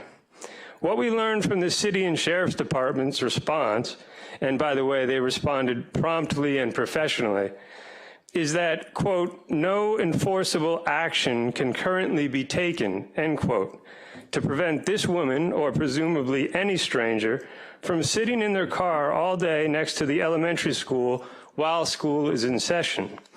I believe we have identified a blind spot in our local rules and regulations. We can be both compassionate to a homeless person and insistent upon common sense behavior in a civil society. Common sense tells us that we cannot allow strangers to camp out next to an elementary school with children as young as 3 and 4 years old while school is in session. Therefore, I speak up today to request that the city review existing statutes, laws, rules, and regulations that could be applied to similar issues in the future, specifically as they relate to strangers camping out next to our public school campuses, and with consideration of special parking passes to exempt community members from any appropriate fines. Thank you. Thank you, Kevin. Next is Scott Hotchkiss, followed by Steve Hotchkiss, pardon me. Robert Brinkman. Hi, thank you. I'm here to reiterate the request that several people have already made, that you find a way to urge staff to allow the split use of the pool. When you've heard Seawolves, you've heard Class, it's all about Class Aquatics. Seawolves would be folding into Class. It's their team over there, but they want to have a satellite here. So it's not like, oh, Seawolves wants it, Class wants it, Marlins, it would be Class coming in. So there's currently a very low enrollment. And some of the different levels don't even have enough to make the minimum to allow the spots to be held, but they have it. And they're using 25 spots of the 90. But on top of that, there are days they don't even use the pool, and there are some hours they don't use the pool. If you combine that with the request to have staff change this, I don't know, it's a rule, it's a policy of having only 3 swimmers per lane, and go to what all other USA swimming teams do, which is like 5, 6, 7 per lane. They do circle pattern, they do it 5 seconds apart, 3 seconds apart. You know, there's no reason for this 3-person lane. I've been in swimming for over 40 years. I've never heard of any other team doing that. So if staff would just change that to saying, yeah, you can have 5 to 6, we have open times here, we can beef up the lane use, and there's plenty of room for Class to come in. Kids don't have to drive over the hill to Class Aquatics anymore. It's definitely a different mindset in Marlins and from Class, as you know, because there's been a battle going on. And a lot of these kids want to have serious competitive swimming here, and they're not going to have it the way it's going right now. So it'd be great to have both options, because some kids don't want to do competitive swimming, but they want to swim. They don't want to go to meets. They just want to swim, and that's fine. So there's the ability to have both here. We've looked at really what the pool use is, the need per swimmer per lane, and it would work out really great. Hopefully you can direct staff. Thank you. Thank you. Robert Brinkman is next with 4 minutes, and then Kim Sitka. Good evening, Honorary Council. Congratulations on your election, and I'm the president of the Malibu Marlins, but before I start on my rebuttal, I just want to say I'm so glad that you are elected and that you can help us maintain Malibu's rural character. I live in Malibu West, and we are probably one of the last vestiges that still has it, and I hope we can maintain it. I voted for you and supported you, and I'm very happy that you're all there. I'm here because I heard that the Seawolves would be talking tonight, and this is more than I can address in the few minutes that I have. So if you have any questions, it's a complicated issue, please reach out. I'm happy to fill you in. We started talking to Parks and Recreation between June and January of last year. And I mean, June of 23 and January of this year. And the reason was that the Seawolves, Sue Murphy, the board members, decided to fire a coach who was beloved by the community. They said that they knew better. They weren't open to talk to us. The board is not democratic. They just imposed their will on the community. And the majority of the community stopped swimming and then started a new club, the Malibu Marlins, which I'm now the president of. And we swam early in the morning with lots of kids that wanted to keep swimming with this coach. But they knew better, and they hired another coach who didn't last even a year. And I think they hired other coaches who also didn't last, but they always knew better. Now they admit that they don't know better, and they want to bring in another club, Class Aquatics from the Valley, which is a for-profit club, by the way. Whereas we are a not-for-profit, locally organized club. We are also a competitive swim club. We participate in meets. We have 3 coaches who are highly competitive. And there's a lot of untruths to what they're telling you here, which is why I'm saying I can't refute every last thing, but please talk to your staff, talk to me, and find out what is really going on. Because what is going on here is there's a very small group of disgruntled people that wouldn't listen, that didn't function with accountability and transparency. And we started a club that is accountable and that is democratic. They're welcome to join. We have a competitive swim program. They're welcome to join the board. They're welcome to help us hire other coaches if they want. But they don't want to cooperate. They want to win. And when we were in their shoes a year ago, we brought forth almost the same arguments about having more swimmers in the lanes, all that stuff. We were here, just look at the old meetings. And they said, no, it's not possible. They said there has to be an RFQ, and basically that's the only way we're going to settle this matter. Well, we had an RFQ, and the Malibu Marlins won. Our bid was judged by independent aquatics professionals. But with them, that's not enough. It's heads I win, tails you lose. They want to have their way, and here they are lying about the numbers and saying that there are 90 spots. I don't even know what that means, 90 spots. 90 was the highest sign-up that Malibu has ever had in the swim club. So I guess theoretically that's the max right now of the community, and the community is probably not big enough to support 2 swim teams. We are supported by the community. We just had a fundraiser and raised $10,000 from small donations with a swim-a-thon. The community wants us. You're looking at a few disgruntled people who won't stop. Thank you. All right, Kim Sitka, followed by Bill Becker.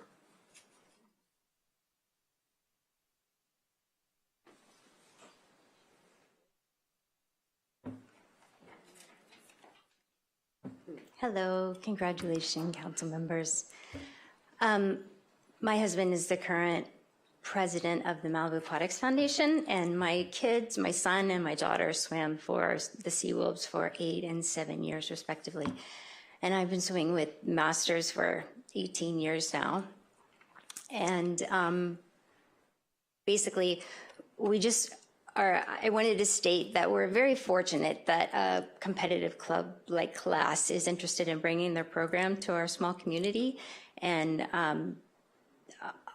a lot of these kids that would like to swim with a more competitive swim club would have the opportunity to swim locally. I know there's a lot that are going over the hill and swimming with them now, and there's also a bunch that can't swim because it doesn't fit in their schedule to add an hour commute to their day.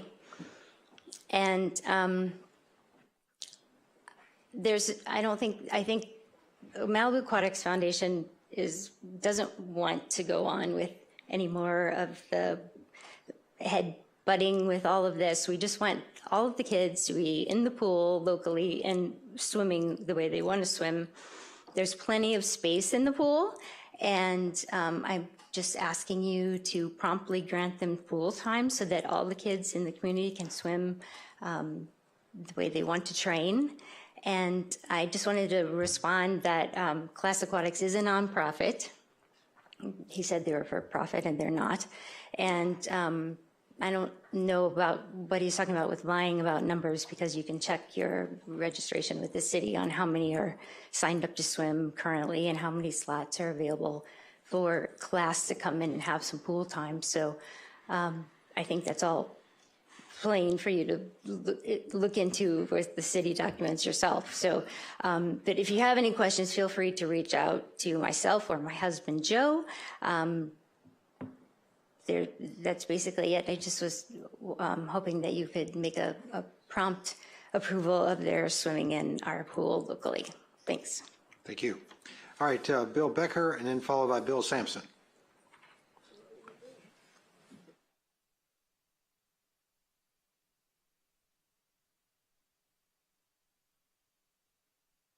Good evening, council members. Mr. Mayor, my name is Bill Becker, and I'm also here to speak on behalf of support for the Class Aquatics and pool sharing ideas that have been discussed tonight.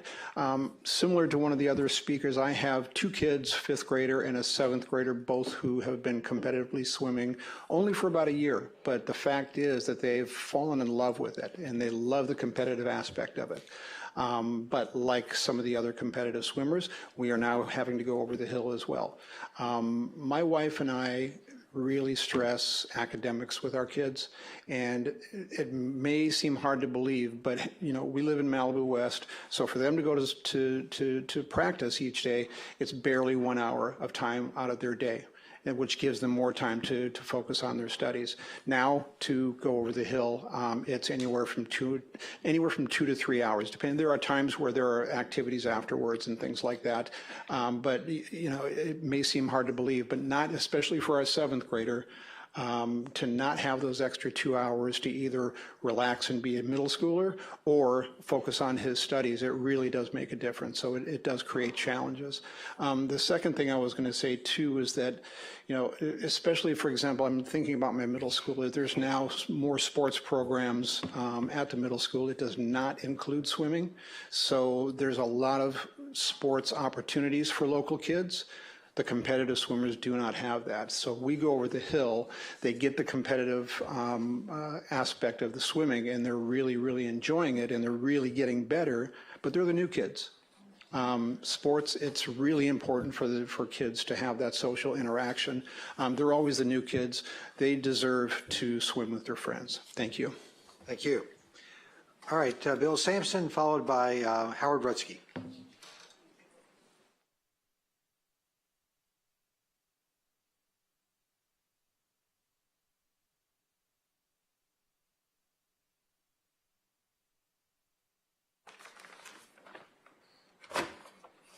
Thank you. I got a couple things to talk about. Congratulations to the winners.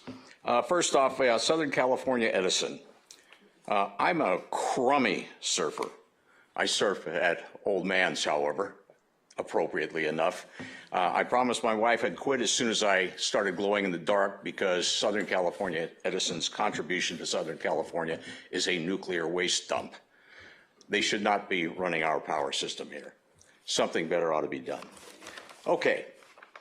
Ranger Tim, about 3 o'clock in the afternoon, the day after Thanksgiving, my wife and I were going down with our daughter who visited us over the thing, and on the steps you've been asked to maintain, your boss, take this to Joe, would you please?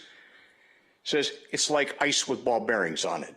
Her feet went out from under her. She's got a soft cast on. She couldn't swim.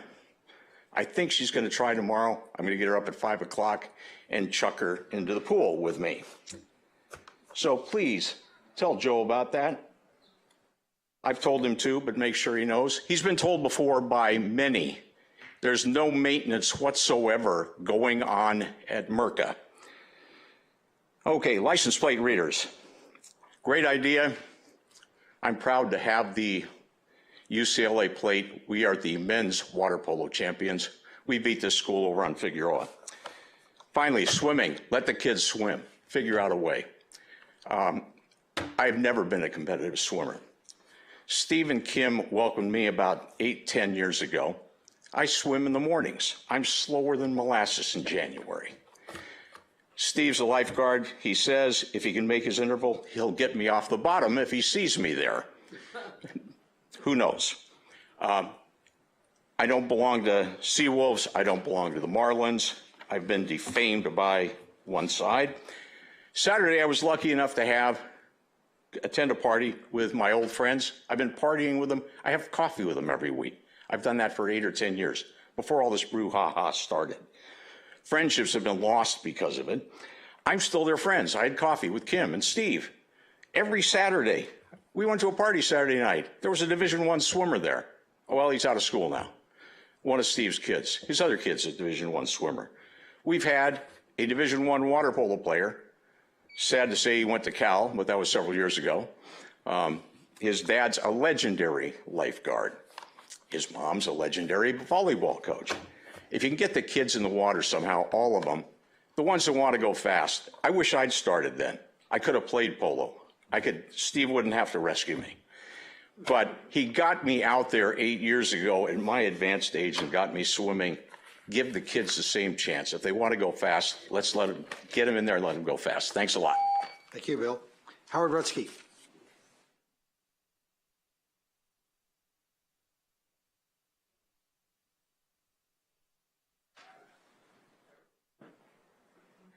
Good evening. Happy holidays. Well, congratulations to Bruce and Steve and Halen. Big shoes, big things to do. Not a lot of time to do them, but what else is new around here? And a big thank you to Paul. You know, he got pretty beat up in the election, and a lot of people don't realize over the last 40 years how many things he's actually done and accomplished for the city, not just talked about. So big thank you. Good evening. Thank you, Howard. That's all the speaker slips that we have. Oh. Did you say Howard? No, I just thank you. Oh.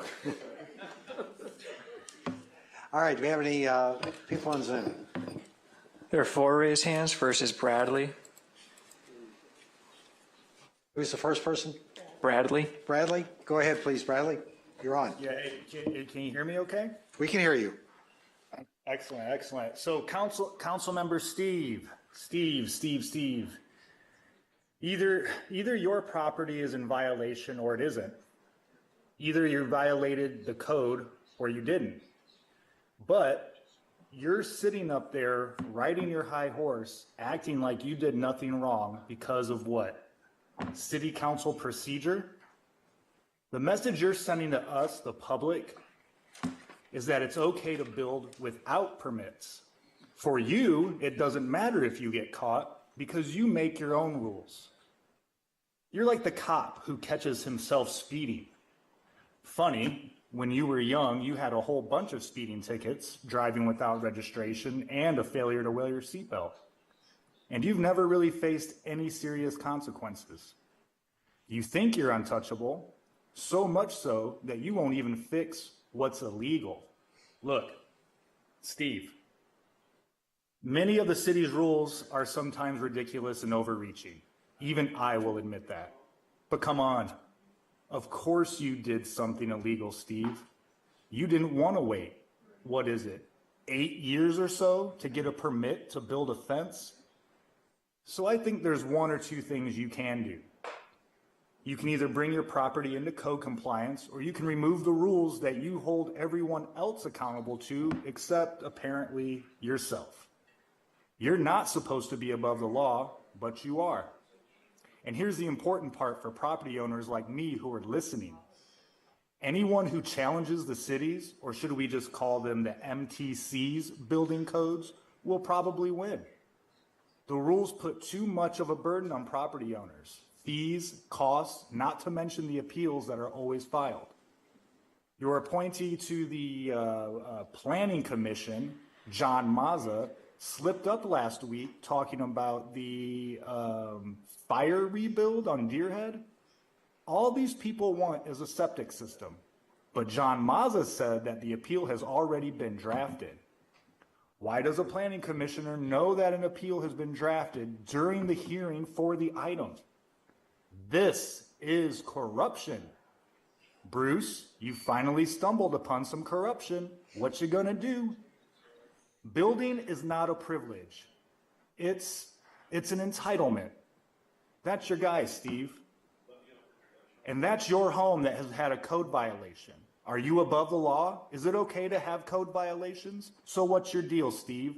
Are you going to keep complaining that since you don't know who ratted on you, that you're free and clear? Keep hiding, Steve. It's a great look. Okay, thank you. Who's next? Steve B. Steve B. Go ahead, please.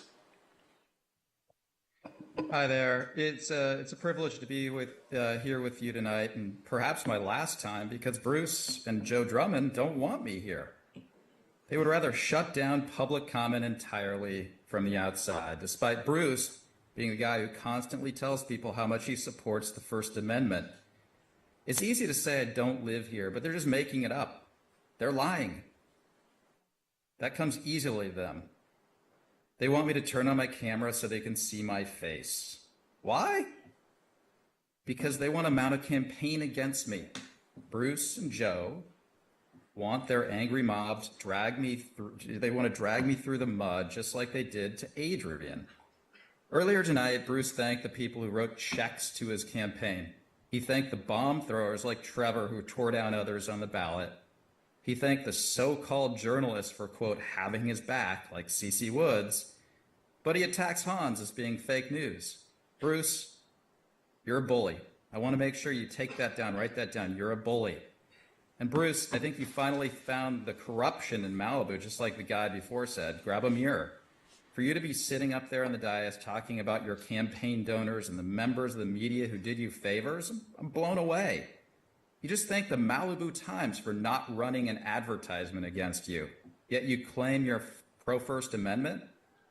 There's a reason there's a firewall between the political and the official, and you certainly don't respect that. So tonight I call on the city attorney to stop this activity. It's just ridiculous that this is what the city has become with you as being a part of it. I'm hopeful that Halen Conrad, yes, Bruce, you can finally pronounce her name correctly. Anyway, I'm hopeful that Halen can help balance out the nonsense, the hatred, and the contempt that you spew at these meetings, and apparently behind closed doors, which is why you, Steve, and likely many MTC members will need to lawyer up. Also, now that Halen is here, maybe Bruce, you'll finally have the decency to take down your racist, sexist, and misogynist Facebook posts and apologize. It's not funny, it's sick. Yes, we know you're a lawyer, you've made that clear, and yes, we know you think you're the smartest person in every room. That's abundantly clear. But maybe, just maybe, your second act on the council can be filled with less derision and more compassion than you've ever shown before. Oh, and Joe Drummond, if you live in Malibu, why are your homes listed and available on Airbnb? Thanks. Thank you. Who's next? Karen. Karen, go ahead, please. Here I am. Can you hear me now? We can hear you. Go ahead, please. Okay, thank you. Good evening, Mayor and Council members. Thank you for the opportunity to speak tonight. I'm here to share some festive news about a wonderful event happening right here in Malibu, our holiday tree lot and market benefiting the Malibu Education Foundation and supporting our local public schools. This year's tree lot has been a huge success, bringing the community together to celebrate the holiday season while raising crucial funds for arts, athletics, and enrichment programs for Malibu students. But the fun isn't over yet. We still have beautiful trees, fresh garland, festive wreaths, and poinsettias available for purchase to brighten your holiday season. Every purchase directly supports Malibu schools and students. And don't miss our final day celebration on Sunday, December 15th from 12 to 4 p.m. It's going to be an incredible, amazing community event you won't want to miss. Here's what we have planned. Incredible food trucks like Kogi Barbecue, Dulan Soul Food, Hot Filled Chicken to keep everyone fueled and festive. Live music and entertainment, including performances by the Malibu High School Band, a Malibu High DJ spinning holiday favorites, and a fun-filled holiday karaoke session for all ages, a bustling holiday market with over 15 vendors offering unique gifts, perfect for any last-minute shopping, and of course, our exciting raffle drawing at 3 p.m., featuring fantastic prizes, including tickets to Cirque du Soleil's Kooza, passes to the Chili Cook-Off, a 6-bottle wine basket of Highway 22 Cabernet, 92-point rating, and over 40 prizes generously donated by our vendors and local businesses.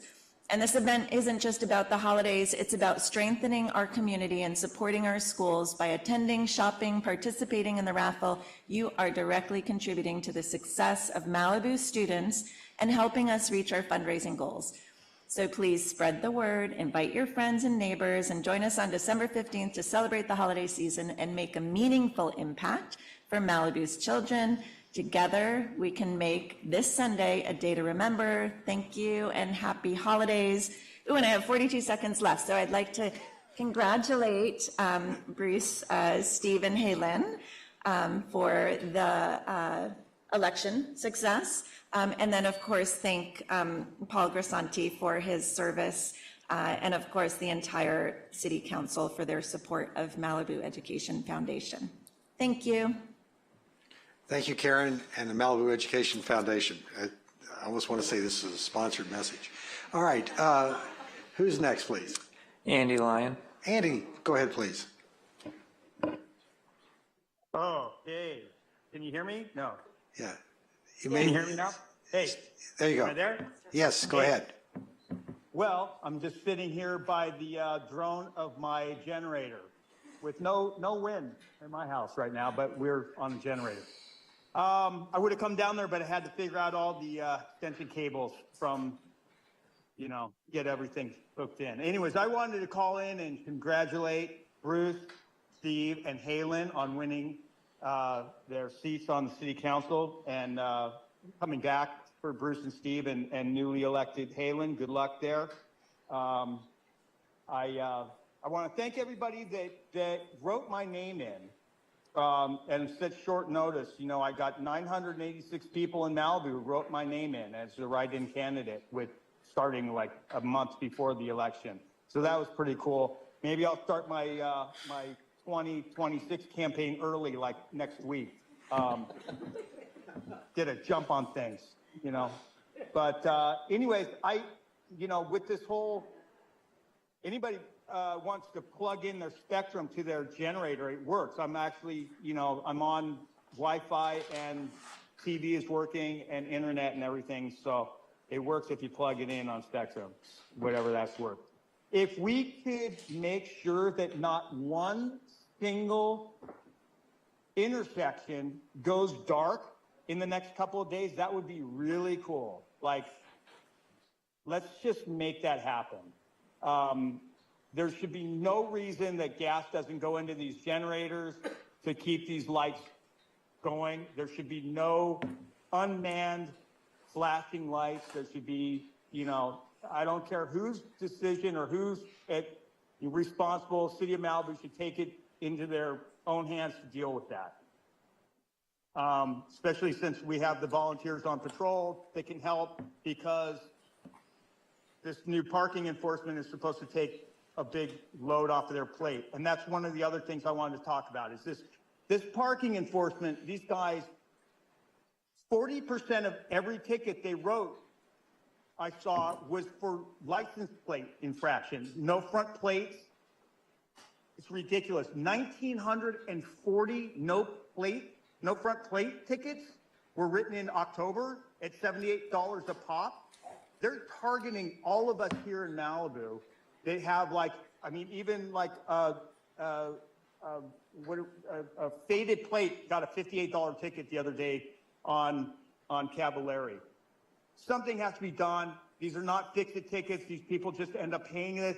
I don't know where the money's going to. If they're going to be giving these tickets, they need to be able to go to the city and get them written off as a true fix-it ticket. This has got to end. These guys are going way over the top. Please do something about these aggressive parking enforcement guys. Thank you. Thank you, Andy. Good luck.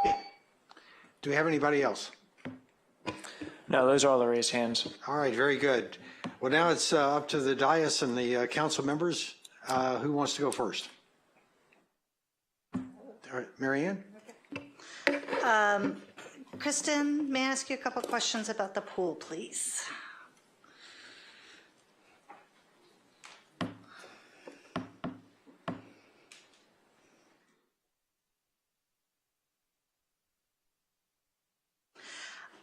It's my understanding that last spring, the city released a request for qualifications to operate a swim program on behalf of the city of Malibu. That's correct. We issued our RFQ on May 3rd, 2024, with a deadline of June 14th, 2024. And there were, if my recollection, 3 different teams that submitted requests, and the Malibu Marlins was the winning qualification? That's correct. And when does that expire? So their contract is a 3-year contract that started this year. Okay. And if anybody wanted to swim, they could join that program. And it sounds like the board member, they're in charge of the participation. How does it exactly operate with the? So we work with the president of the Marlins to figure out which programs we'll offer for the season. And anyone is welcome to join the program. We do put them through a swim test to make sure that they're in the appropriate age group and skill level, but anyone is welcome. And it's up to the club to determine if they're going to have a competitive angle or if it's just going to be a recreational performance? Yes, from our understanding, the Malibu Marlins does offer a competitive program. They have, their coach is, well qualified and can offer that opportunity to their swimmers. Okay, great. Thank you so much. I just want to mention a couple things that I've been doing over the past few weeks. I attended the Santa Monica Malibu PTA breakfast. It's a holiday breakfast that they hold. It's great. They honor the PTA and all the volunteers for that program. It's just a great time to be able to celebrate the volunteerism throughout our community with regards to the schools. I also attended a Clean Power Alliance meeting. Clean Power is where we get our power from. It's a program that acquires clean power such as solar, wind, and other power sources. And Edison is the one that delivers the power, but they're the ones that go and have contracts to actually have that power. After the first of the year, there is a new billing process that's going to be going through, so you may see your bills increase. The CPUC allowed for a distribution increase on Edison's part, so please check your bills and look at the websites for Clean Power Alliance and for Edison to get more information. One of the things to benefit Woolsey fire victims, there was a HR 5863 that was passed by the U.S. Senate. It has not been signed yet by the president, but it will allow for disaster tax relief on your tax bills to exempt wildfire relief payments. So many settlement payments that fire victims had gotten, it is proposed that they would have tax relief on that.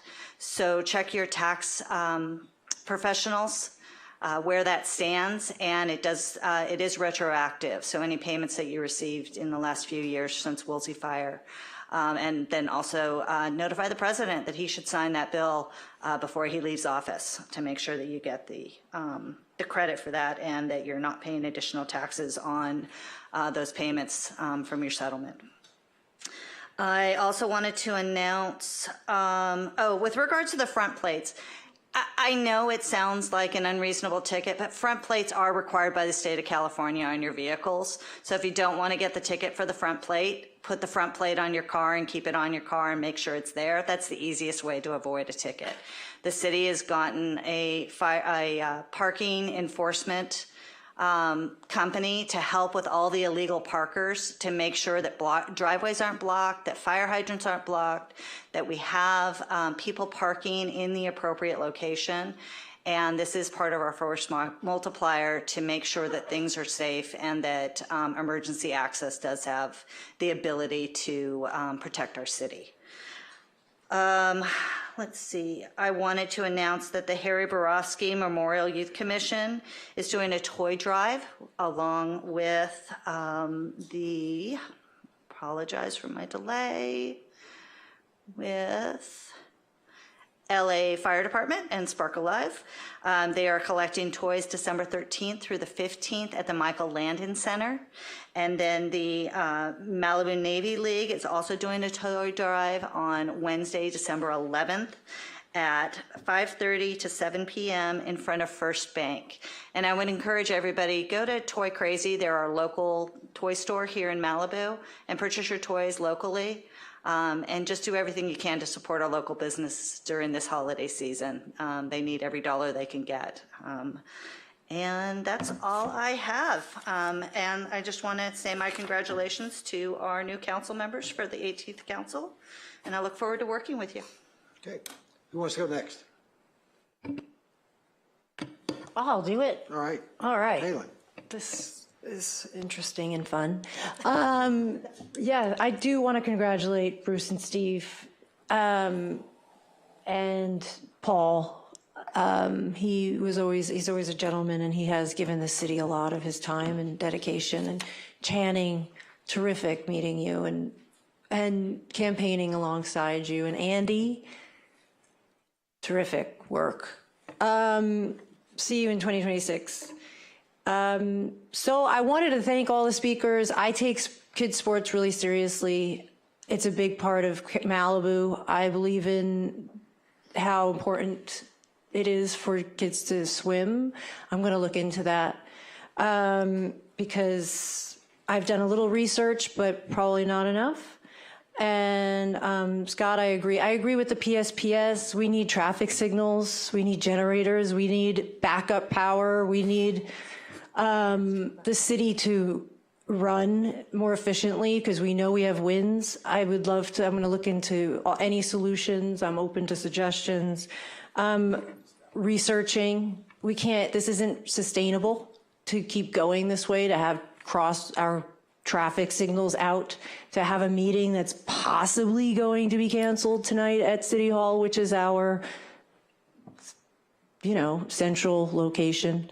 I'm into school safety. I heard you, Kevin Keegan, about that. I'm going to meet you sometime this week to talk about that because I think you touched on a lot of interesting things about safety in our schools, which is incredibly important. I want to learn more about the AI and what you spoke about. I think that we have to protect our kids.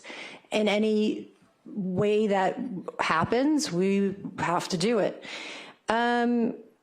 Yeah, so all the shark and the marlins, I'm going to look into that for sure. Thank you, Karen, for lighting up the vibe with Christmas spirit after we had the Zoom calls in, which I'm also going to think about at our meetings. And really, that's it. Again, I wanted to thank everybody for your support and congratulating me. And I'm really looking forward to all of this coming up. Thanks. Okay. All right. Who wants to go next? Steve, go ahead. Okay, thank you also to all the speakers. A couple things. The Southern California Edison, I agree with the comments that we got to do something there. And I don't know if we can go to Southern California Edison or if we have to go to the Public Utilities Commission, but it's becoming insane. Third world country is being kind. And I do hope that we'll have stoplights hooked up for this weekend or the next 3 days, wherever this power shutoff is going to be. Safety still is our number one objective. People requested some information or some action on short-term rentals, and I'm not going to go through all the stuff we have got coming up, but I can tell you some action on Southern California Edison is on the agenda. Short-term rentals are on the agenda. Zoom bombers, trying to figure out how we correct that problem, is on our agenda. Yeah, I mean, it's Bradley, whatever. Somebody got to teach Bradley how to count the votes. I've been elected. I mean, he can keep going on, but it's not going to change the world. eight AIs per school. If Kevin's still here, Kevin, I don't know if you're here or you're gone. There was a article or a snippet I watched on CNN the other day where Anderson Cooper was visiting the school in New York. They had incorporated AI into their curriculum, and it looked really, really interesting. There's a company that is doing that has made it very effective it's improved the efforts of the teachers, it's made their life easier, and it really has become a program that helps the students get better using some of this new technology. So it may be worth taking. I mean, I'm sure if you go to CNN, that thing is stashed away someplace. But it was a good article and may give you some insight of things we can possibly do. Swim team, look, you'd like to see us quit peeing on each other's legs, right? There's got to be a way to solve this thing, to give everybody a chance to do what they want to do. So I'm hoping. I'm not sure there was a proposal, I think, that came through from the Seawolves that went to the city. Take a look at it. I mean, I'm not smart enough to figure that thing out, who should be swimming where. But boy, take a look at it, see if there's something we can do, because, continuing to fight with each other is just not, it's not helping us. It's not helping the kids. It's not helping the neighborhood. It's not helping the people that are trying to work with each other. There's got to be a way to solve this thing. Swim, short-term rentals. That's it. I mean, I think we got a lot to do in the next couple of months, and hopefully we'll after we come back in January, get started on some of these issues and get some of these things resolved. So again, I think our real job is to try and find ways to make the quality of life of Malibu residents better. So we'll work on that. But thank you very much. Mayor, back to you. Okay, thank you. Bruce? Okay. Thanks, everybody, for their public comments, as well as the few that we got in writing. So we're going to address some of the comments in the order in which we received them, although I think we're going to leave the swim clubs to the last. Scott, and everybody for that matter, SCE, what can we do? I mean, the one thing we never explore, and I'm a lawyer, I always think we should explore it, not necessarily pursue it, but explore it, is whether there's any legal recourse that we have. So I'm hoping that we can explore that in the coming year.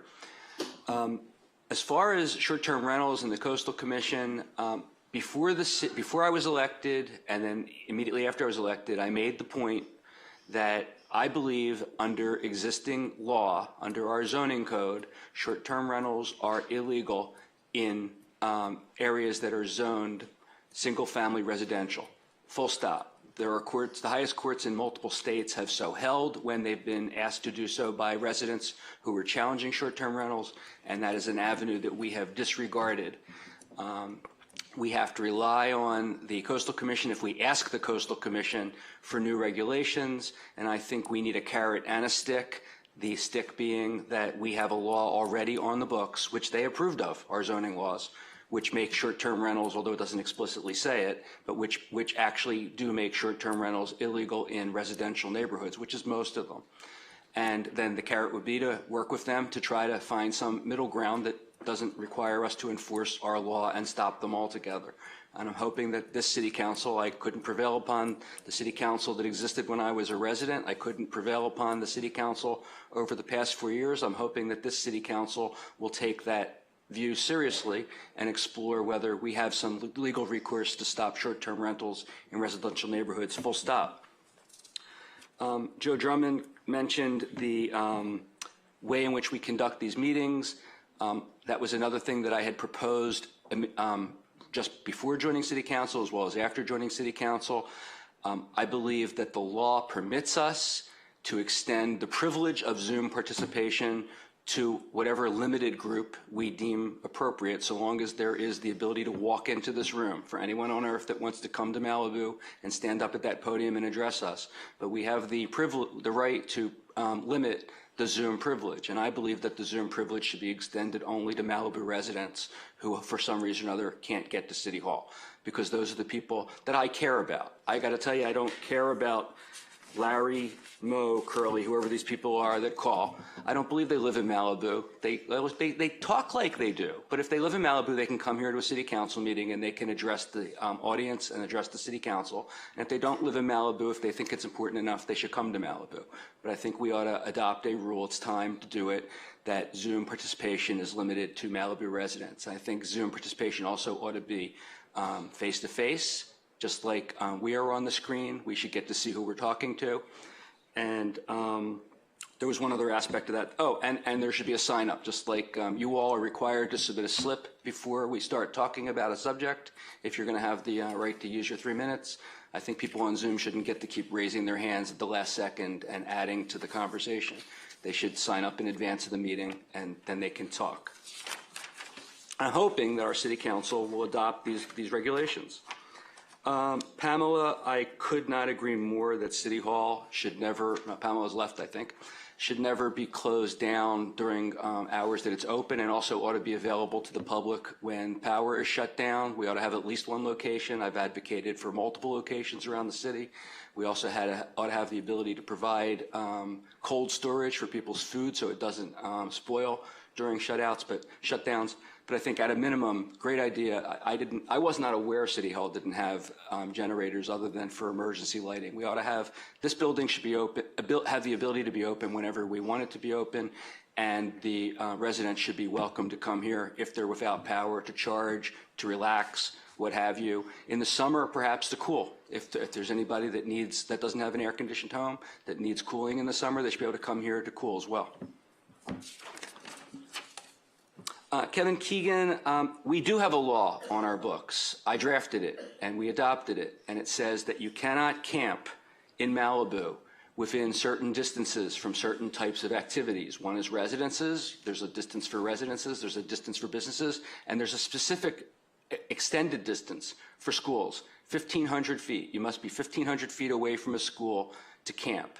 What exactly camping means is open to debate. But if somebody's going and sitting in a car every day during school hours, doing nothing other than sitting in the car, I think there's a good argument that that falls within the description of camping in our ordinance. And if anyone's saying that we don't have legal recourse to do anything, I think that they're at least arguably wrong, and we should explore that, or whoever has the issue. By the way, it's Malibu Municipal Code Section 8.36.050.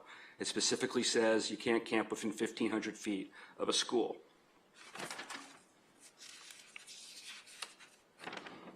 I'm in a good mood today, so I'm not going to talk about Bradley and Steve specifically. The swim teams, or swim clubs, actually.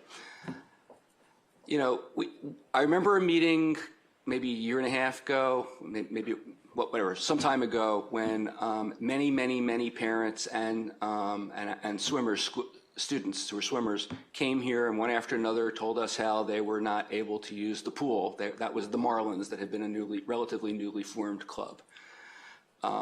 Back then, the clubs were constantly coming to us and telling us who was right and who was wrong about their philosophy. And I kept telling anyone who would ask me, I don't really care whether you're right or you're wrong about your philosophy. All I care about is all the kids should get to use the pool. They can use it in one club, they can use it with another club, they can use it whatever the philosophy is, but they should get to use the pool. And as a result of my urging and the urging of others up here, ultimately the two clubs were able to share the pool for some period of time, and I thought that was working well. And then all of a sudden I learned that there was an RFQ, or whatever the initials are, and that the pool had been awarded, was going to be awarded to only one club. I remember asking, sitting here during our comments and saying, I hope the city staff will come back to us before they make a decision, because I'm not sure why they even are making a decision, so that we can review it and give our views. I thought we were told that was going to happen. Maybe there wasn't a firm commitment. My bad for not insisting that we get one. But now here we are with, again, the issue that all the kids can't use the pool. Now the other swim club has the pool. I would hope that the club that has the pool now would extend some grace and consider the question of whether there is the ability to share it, on the condition that the club that's now out would agree not to ever again ask to be the sole user of the pool as well. I mean, we ought to have, if we have room for everyone, we have room for everyone.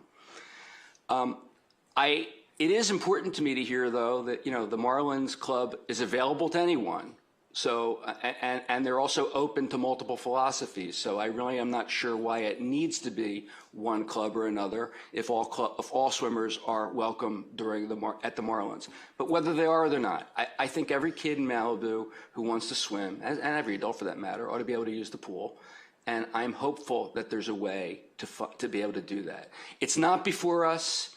There's not even a mechanism at this moment for it to be before us. It has to start at the staff level and at Parks and Recreation. So, you know, follow the process, pursue getting it done with all alacrity if possible. By all means, if you want to keep coming here and telling us what's going on, you have your right to those 3 minutes, but I think maybe working behind the scenes will be more productive. And again, you know, Robert, your points are well taken, but I encourage you to exercise, I said, some grace. You may be a year from now the one out of the pool. The other team may win the RFQ, and right now you've got an opportunity to reach an agreement that will work for everybody for the extended future. So I hope maybe that can be accomplished. And thank you. All right. All right, to everyone that's sitting here hoping to get to the next event, in the multipurpose room, I'll try and be quick. I'm the last. You can do that for that. First off, Assistant City Manager, how are we doing on the generators for tonight? If we're losing power on the lights, what's the criteria for putting the generators out?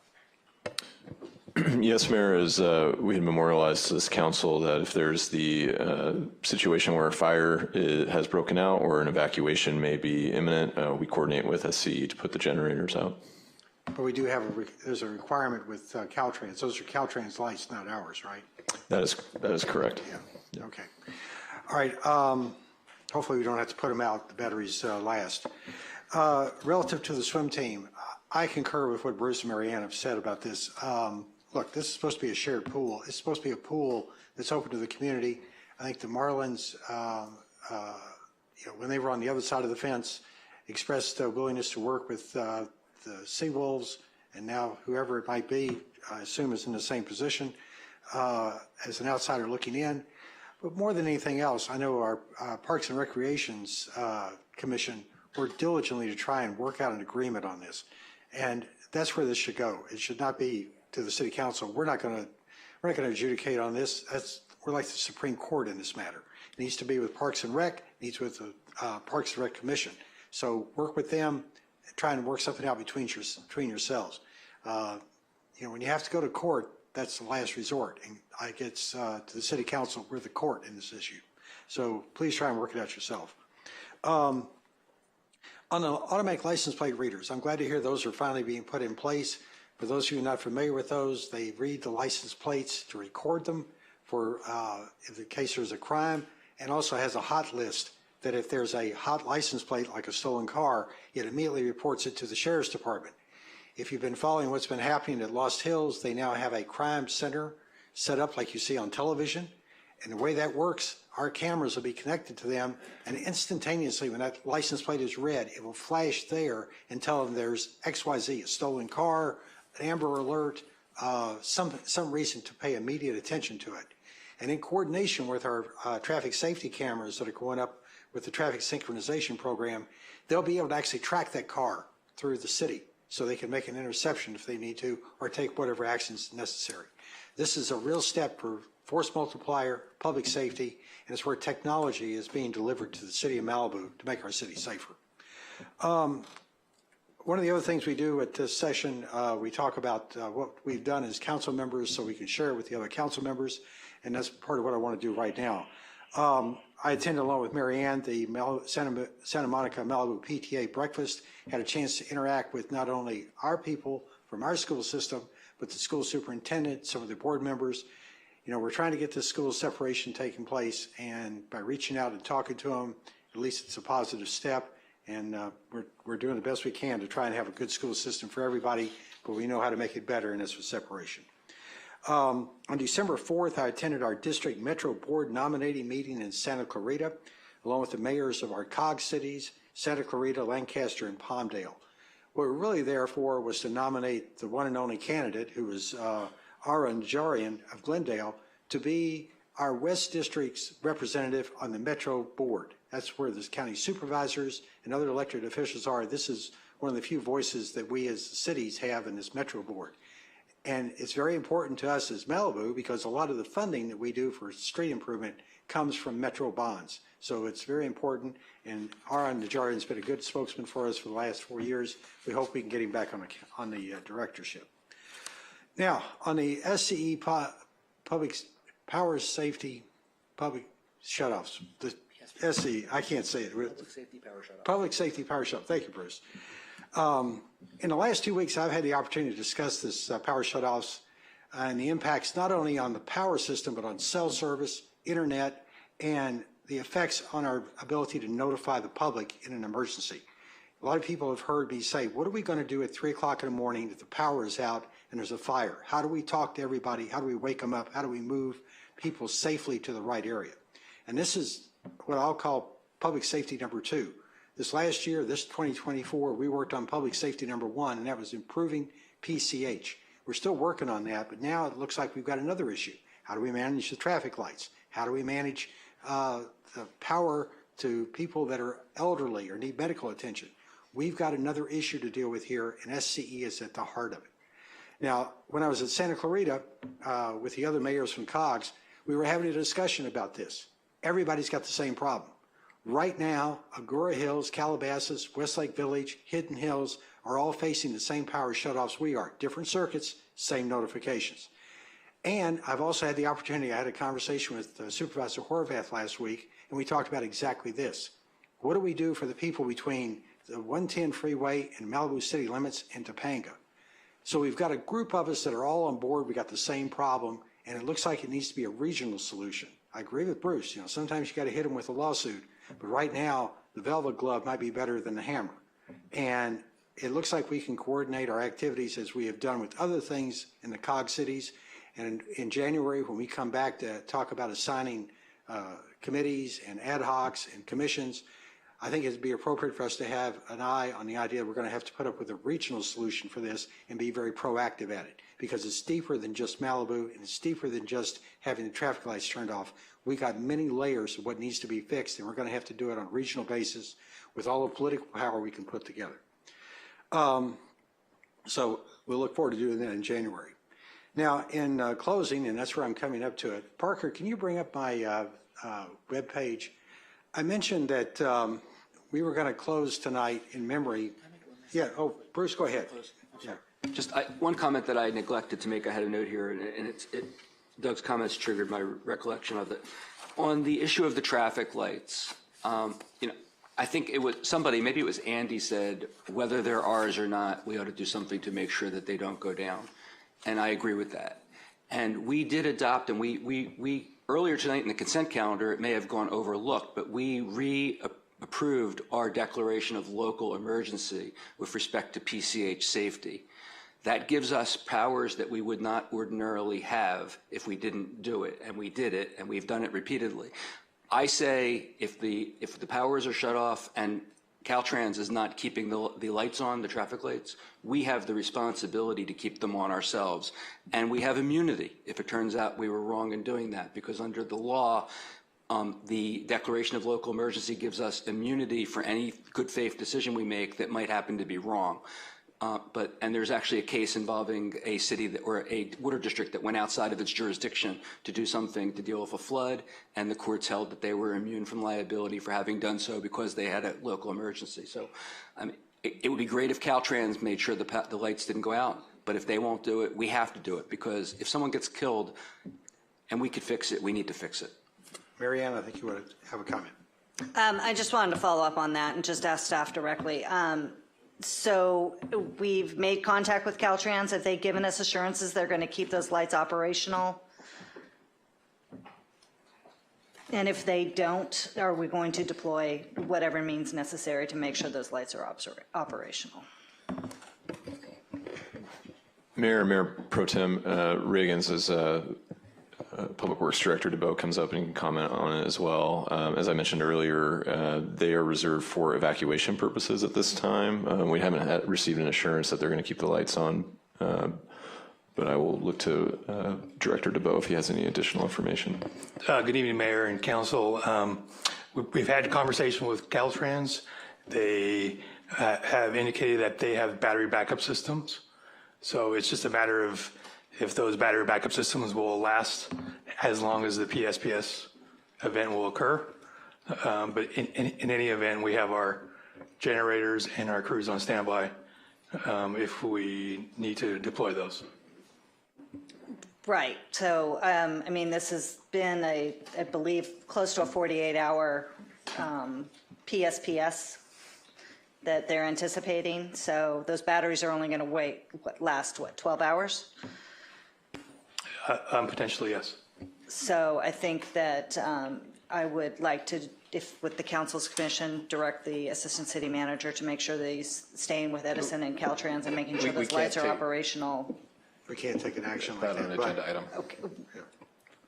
But I think Those lights need to stay on. I mean, there's no question about, even if they're just flashing red, they can't go dark. It's too dangerous in this community to have dark lights. Trevor, I believe we could get a consensus that we'd like to encourage that, correct? We can't on an action item. If you want to bring something back in the future, we could, but you can't give any direction to the staff. Everyone can speak in their own if they want to make their own comments. All right. I was just going to say, on the last power shutoff that we had, I believe the city manager made the decision to ensure that the lights are operational when Caltrans wasn't able to. So regardless of an evacuation or a fire. All right. I've got fingers on all kinds of buttons here. Bruce or Steve, go ahead. Yeah, I believe, Rob, we've got an agreement with Caltrans that we will put the lights up. Is that not correct? So yes, there's an agreement with Caltrans that allows us to operate those intersections. Right. If we do operate our generators to supply power to that, we do take full liability for those intersections. Gotcha. Thank you. Okay. Bruce?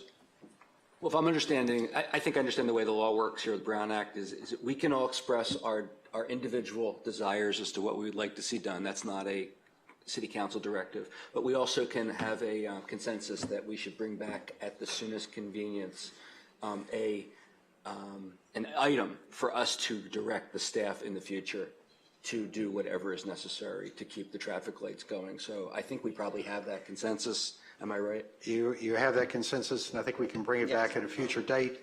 And I think you have the implications that we prefer to be on rather than off. Halen, do you have any? Oh, yeah, definitely. All right. Okay. I think the message has been sent and received. Okay. All right. Let's get to closure here. We've got a splash page up, and I want to introduce this very quickly. This is kind of a monumental moment, I think, for our history, not for necessarily Malibu, but for our country. And I just want to mention that during the Veterans Celebration on November the 11th, I mentioned that I'm on a board and have been for several decades of the 475th Fighter Group Historical Foundation. And just to tell you who the 475th is, it's a group of fighter pilots, fighter group, from World War II that performed in the Pacific. They flew P-38s, at the time the fastest aircraft the U.S. had as fighter aircraft, and they had the most victories in World War II and the most aces in World War II. And to tell you how important it is to be an ace, it takes 5 victories as a minimum. Most of the pilots did not live long enough to celebrate their victories long term because they were in battle for years, all during the war. Many of them were lost during the combat. But there was a number that did survive, and one of those is Colonel P.J. Dahl. And I've known knew P.J. for over 25 years. And he's an acquaintance, a wonderful man, retired colonel in 1968 after 30 years of service in Vietnam, Korea, and World War II. And I will tell you that the stories he told were the stories that raised the honor level of the greatest generation, and to have him tell it is just doing our job. We're very honored to have I'm very honored to have known PJ. He's a friend, and even in his last years, he used to spot my wife Sharon and go, "Sharon, how you doing?" And seeing his picture is trademark of a Cuban cigar and a glass of wine, even at 101. PJ passed away a week ago tonight. He was the last World War II ace in the United States from World War II. And I'm closing memory tonight, this meeting, in memory of PJ, all the people in the 475th who fought so much in World War II to save our country, as well as everyone else that's in the military. PJ was outstanding, and he was a fighter pilot 101. You can see his picture up there in front of his plane, 23 Skidoo. A replica of that Noah's Ark is at our air display at Chino, where a fly-capable, it doesn't fly well, P-38 is on display at the Plains of Fame with that Noah's Ark in honor of PJ. And with that, I'd like to... Kim, I'm about to do that. In honor of Kim Amores, we're going to close the meeting tonight, and PJ Dahl. Thank you all very much for coming. The agenda is complete. The meeting is adjourned. Please go to the multipurpose room where the lights are on.